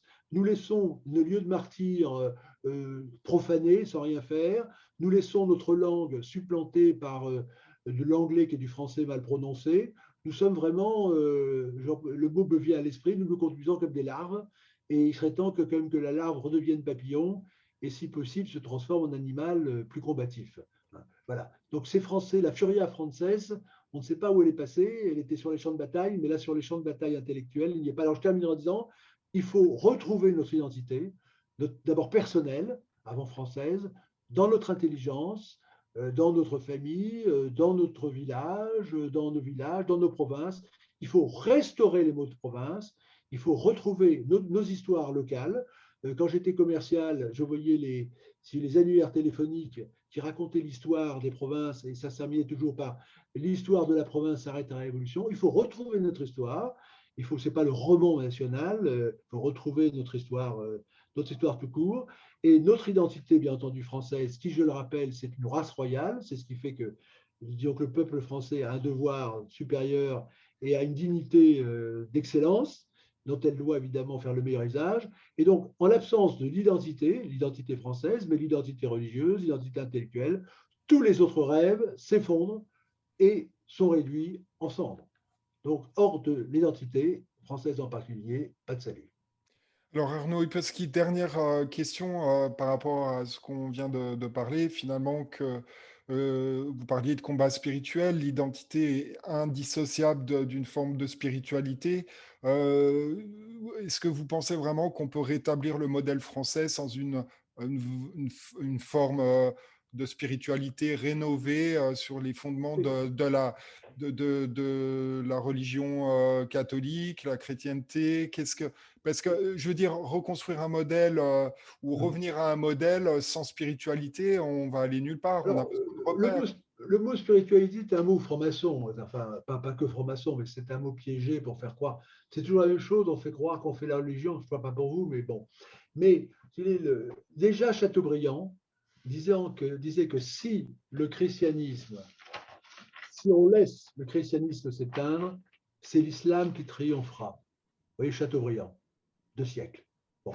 Vous aviez quelqu'un comme Malraux, qui était sur un autre côté de l'échiquier, qui avait dit qu'il y avait une poussée islamique telle que, sauf s'il y avait un génie, il ne serait pas possible de triompher. Bon, vous remarquez que maintenant, tous les hommes politiques, même un certain homme politique, ne font pas de courbes projetées. Donc, en fait, on fait du quotidien. Donc, en fait, c'est ce qu'a très bien dit Malraux, c'est une évidence, c'est la religion qui agrège une civilisation ou un peuple. Moi, je l'ai vécu. dans le Pacifique. Bon, vous voyez quand même que des personnes qui ont des ascendants cannibales, mais le cannibalisme, justement, je reprends votre expression, a une forme de spiritualité. Bon, on n'est pas là pour faire l'apologie du cannibalisme, mais vous voyez qu'ils sont plus religieux que nous. C'est-à-dire qu'ils savent qu'il y a quelque chose qui nous dépasse. Et ce qui est quand même extraordinaire, c'est que quand vous voyez des petits Macron ou autres qui jouent à Tartarin de Tarascon en disant il y a le droit au blasphème, etc. Mais enfin, si vous voyez, bon, enfin bref. Donc, quand vous voyez ce genre de dégradation morale, humaine, c'est-à-dire que en disant ça, on descend au-dessous de l'animal.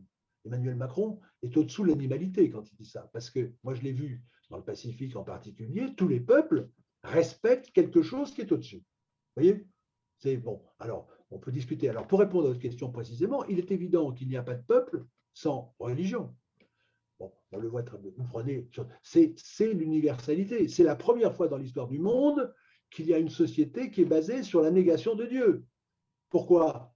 Parce que tout existe, tout ce qui vient au monde a une loi plus générale que lui. Vous, il y a une loi plus générale que vous, c'était ce qui vous a engendré. Donc, les peuples les plus démunis savent qu'il y a une divinité. Alors, on peut discuter après. Bon.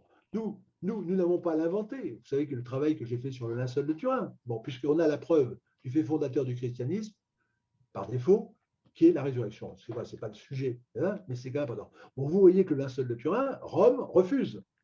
C'est-à-dire qu'on a, si vous voulez, ce qui est appelé en termes religieux, puisque vous m'invitez, le crime contre l'esprit. Le crime contre l'esprit, c'est refuser la vérité révélée qu'on sait comme telle.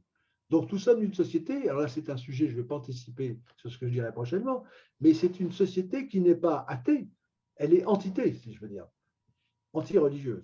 C'est-à-dire que la laïcité, évidemment, une arme de guerre contre la religion, mais hypocrite. C'est la taquilla, si vous pouvez dire, pour prendre l'expression. Donc, réponse à votre question, il est évident qu'aucune société au monde n'a été fondée en dehors d'une religion. Je vous dis, il y a trois pôles. Il y a la religion, la langue et la race. Je dis la race pour choquer, pour ceux qui ne savent pas que c'est le même mot qu'ethnie, que famille, que lignée, etc. Bon, la race et la race limousine, etc. C'est un fait. En fait, la race existe. Bon.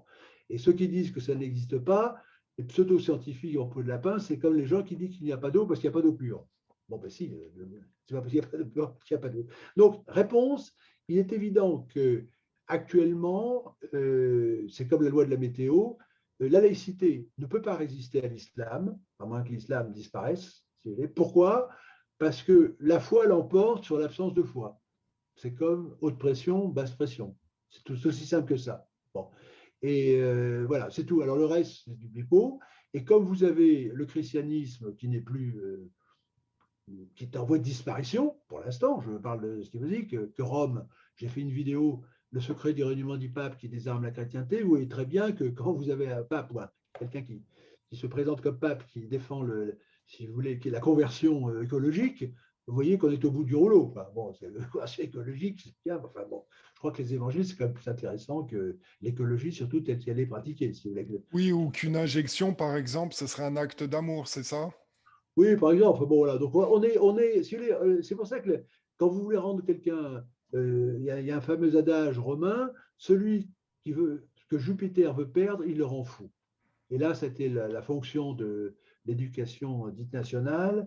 Et vous voyez que quand vous replongez, j'invite nos auditeurs à se replonger dans les livres anciens, vous retrouvez un peu d'oxygène, enfin pas un peu, vous retrouvez de l'oxygène, de l'intelligence, de la manière de penser. Et vous voyez en comparaison avec ce que nous voyons actuellement, à quel point la tête coupée, les annonces prémonitaires, la tête coupée que vous voyez derrière, là, avec les têtes coupées, hélas, c'est une réalité qui atteint maintenant au paroxysme.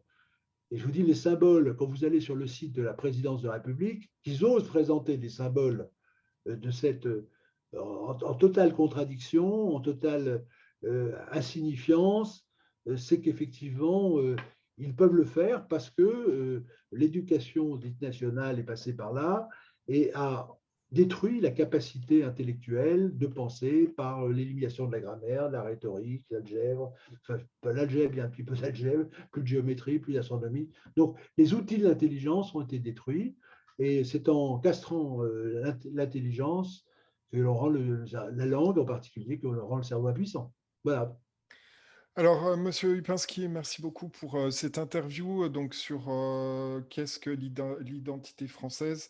J'aimerais dire aux auditeurs de laisser vos commentaires, s'il vous plaît, en bas de cette vidéo pour apporter votre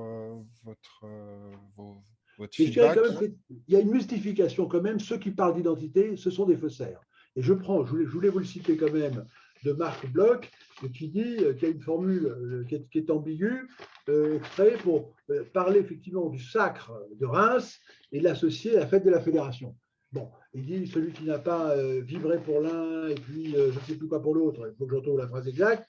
Eh bien, c'est une terrible mystification parce que justement, c'est en même temps, on fait croire que les deux peuvent cohabiter. On ne peut pas faire fonctionner une phrase et son inverse. C'est-à-dire que c'est où le sacre. La phrase de Marc Bloch, alors c'est toujours prétentieux, c'est une espèce de phrases qui sont répétées par des. Juste pour information, Marc Bloch, c'est qui? C'est un historien bien connu qui, hélas, effectivement, est mort dans une tragédie, mais sur sa partie historique, il y a deux catégories de Français qui ne comprendront jamais l'histoire de France. Vous voyez, tout de suite, on pose un axiome, ceux qui ne comprendront jamais l'histoire de France. Donc, il se pose en pape, s'il identifie, et il dit ceux qui refusent de vibrer au souvenir du sacre de Reims, ça ne veut rien dire, vibrer au souvenir du sacre de Reims, bon, et ceux qui lisent sans émotion le récit de la fête de la Fédération. Moi, je lis avec émotion l'histoire d'Arsène Lupin. Je vibre quand. Ça ne veut rien dire tout ça. C'est ce genre de phrase qui donne l'impression que l'histoire, qui veut donner l'impression que l'histoire de France est un tout. Donc, c'est l'identité, qui a une identité française, mais qu'elle a une chose et son inverse, c'est en même temps condamné par Molière, c'est-à-dire qu'effectivement, ceux qui n'admettent pas la fête de la Fédération, mais je vous rappelle qu'elle a été trahie, puisque c'était la réconciliation du roi en principe, eh bien, il faut admettre les deux. Donc, ceux qui ne font pas les deux, c'est-à-dire qui n'admettent pas une chose et son inverse, ils ne comprendront rien à l'histoire. Ben si, c'est M. Bloch qui, justement, est un falsificateur, c'est un mystificateur, parce que justement, c'est ou l'un ou l'autre. Et moi, je vous dis, on vibre aux deux, mais on vibre positivement dans un cas et négativement dans l'autre. Quand on assiste à un assassinat, par exemple, eh bien, effectivement, on vibre. Effectivement, on peut vibrer, et puis, on peut avoir de l'émotion. Donc, c'est cette mystification du langage qui utilise le romantisme pour présenter un mensonge comme une vérité, ou une horreur, ou un crime, comme justement quelque chose de louable. Voilà. Et donc, il faut remettre bien ces choses-là en main, mais je pense que ne jamais oublier qu'il y a trois choses. Il y a le mythe républicain, qui est une mystification, il y a l'alchimie ou la magie noire de la franc-maçonnerie, et puis il y a l'identité royale, qui est celle de la France dans tous ses États, si je peux dire. La France, le roi en son conseil, la France en ses États. Il y a autant d'identités que de provinces, et je dirais même que de pays. Mais elles s'emboîtent, et au sommet, la clé de voûte, c'est l'identité française, c'est-à-dire l'identité royale que l'on trouvait à l'époque sur des cigarettes, qu'on retrouve partout lorsque l'on veut finalement donner la grandeur à ce qu'il doit en avoir. Alors, je précise aux auditeurs donc de laisser vos commentaires en dessous de cette vidéo. Et puis, de quoi d'autre j'allais dire, j'ai perdu le fil. Donc, je précise au passage que vous avez écrit un ouvrage majeur qui s'appelle La tête coupée, le secret du pouvoir, qui est sorti en 1991. C'est bien ça, Monsieur Lipinski? Et Oui. je recommande fortement cet ouvrage parce qu'il est essentiel. Tout Français qui se respecte doit avoir lu ce livre.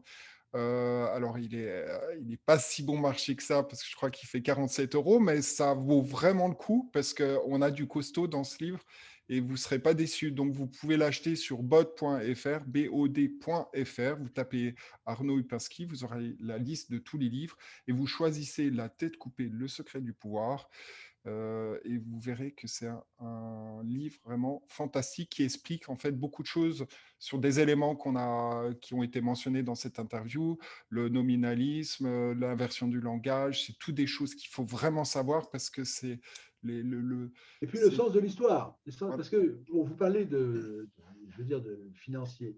Bon, certaines personnes m'ont dit que j'en dis trop, si vous voulez, je dis trop dans les vidéos, ce qui détournerait, disait-il, cette personne, de lire mes livres. Bon, c'est pas la même chose. C'est-à-dire qu'effectivement, dans l'expression orale, il y a un certain nombre de choses qui passent, mais la grande référence de la réflexion, c'est l'écrit. Il faut lire, il faut noter, il faut relire, il faut réfléchir.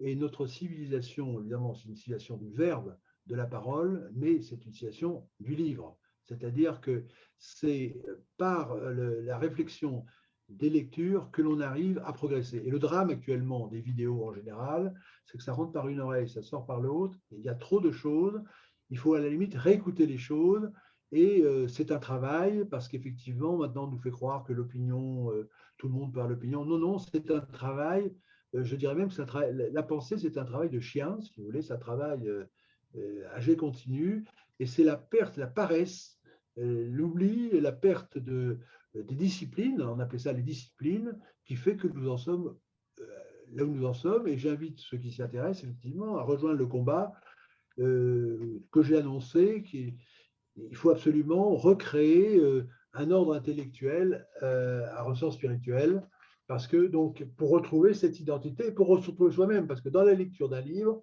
on se retrouve.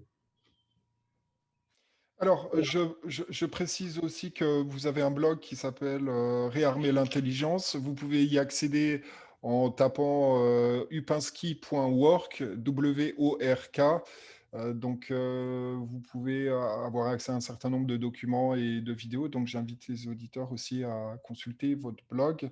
Et puis, j'invite aussi les auditeurs, puisque c'est un interview qui était assez long, mais super intéressant, à donner votre feedback sur cette interview à travers en nous écrivant à info@franceliberté.tv, qu'on ait une idée un petit peu plus précise sur ce que vous pensez de cette interview, des points que vous avez aimés, ce que vous avez trouvé un petit peu ambigu, mais pour qu'on puisse Et compléter ce que vous sur les êtes prêt prochaines. à faire, comment? Parce que le drame de notre époque, c'est que plus personne ne s'engage.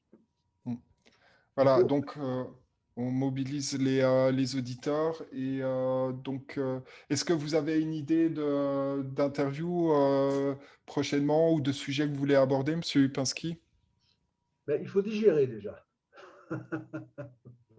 D'accord, donc on est en mode digestion avec les Non, mais auditeurs. je vais continuer. Je continue. Bon, si vous voulez vous aborder un sujet général, que certains appelleraient stratégie, c'est je continue le carême initiatique. Je devais en faire 8, j'en suis à 9C, mais il faut aller lentement. Et le drame auquel j'assiste depuis des décennies, j'espérais dès 1977, lorsque j'ai écrit 2 plus 2 égale 5, de nouvelles mathématiques pour une nouvelle société, qui annonçait d'ailleurs ce qui s'est passé, la prise de contrôle par la finance de la médecine et autres, c'est que quand même il y aurait une prise de conscience, comme disait le Parti communiste, un engagement, et qu'on pourrait arrêter cette destruction qui est un génocide spirituel et physique. Et je vois que chacun, enfin, c'est extrêmement difficile de réarmer l'intelligence, de se réarmer tout court, de se mettre en ligne de bataille.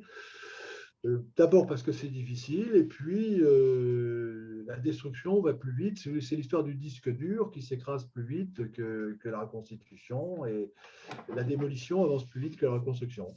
Donc voilà, donc je pense que les bonnes volontés, c'est mon préoccupation actuellement. Comment arriver à monter si vous voulez, un mouvement, un ordre, une armée, entre guillemets, une armée au sens intellectuel, voire politique du terme, pour déjà exister. Parce que nous n'existons pas. Vous avez l'axe du mal, mais il n'y a pas l'axe du bien. il y a du blablabla, blablabla, blablabla, blablabla. Mais je vous dis par exemple, quand vous voyez à la Chambre, il n'y a personne. Les intellectuels, je suis désolé de le dire, sont en peau de lapin. Je ne vois pas vraiment de pensée structurée. Tous collaborent d'une manière ou d'une autre, quand on voit de très près. Et donc, il faut avoir. Il faudrait que la vérité est un porte. Il y a des tas de choses à faire, mais bon, enfin, en tout cas, c'est mon préoccupation. Et l'idée, c'est qu'il ne faut pas tomber dans la concupiscence de l'intelligence, comme on l'appelle autrefois. Dire, bon, c'est intéressant, tiens, qu'est-ce qu'il y aura après? Enfin, c'est un peu ce que vous dites, mais je le dis gentiment. Mais il faut construire. Et si on n'a pas consolidé, là, je prends le terme maçonnique, si le ciment, si les pierres ne sont pas prises dans le ciment, on ne peut pas passer à l'étage supérieur. Et moi, j'aimerais bien avoir des retours. J'en ai quand même, heureusement, mais non seulement c'est bien, mais j'ai envie d'agir et j'ai envie de m'engager. Et là, il y a de quoi faire dans tous les domaines. Comme dans toute armée, il faut tous les talents, il faut des moyens. Et moi, je vois qu'il y a des talents, des moyens qui sont donnés, je pense à Versailles, notamment pour le remeublement de Versailles. Et puisque je me suis battu pour Versailles et je continue, je suis favorable. Mais ce qu'il faut, c'est remeubler l'esprit maintenant. Il faut réarmer. Et le Versailles, quand même, maintenant, est en bonne position. Mais c'est la France qu'il faut sauver et non plus uniquement le château de Versailles. Et je vois que cette confiance du fait que je prends les églises, si quelqu'un veut protéger, il y a des églises qui flambent, ben, si quelqu'un est intéressé, il y a un plan pour sauver les églises, je suis prêt à dire ce qu'il faut faire, mais il faut des bras, il faut des bonnes volontés, je suis étonné du manque d'initiative actuellement, tout le monde à la télévision regardant quel est le feuilleton qui va nous amener le drame suivant. Je prends l'eau, car il n'y a rien, bon, enfin c'est le désert, voilà. Alors, on appelle les auditeurs à envoyer vos idées à info. Et je vous remercie en tout cas, je remercie Je vous en prie.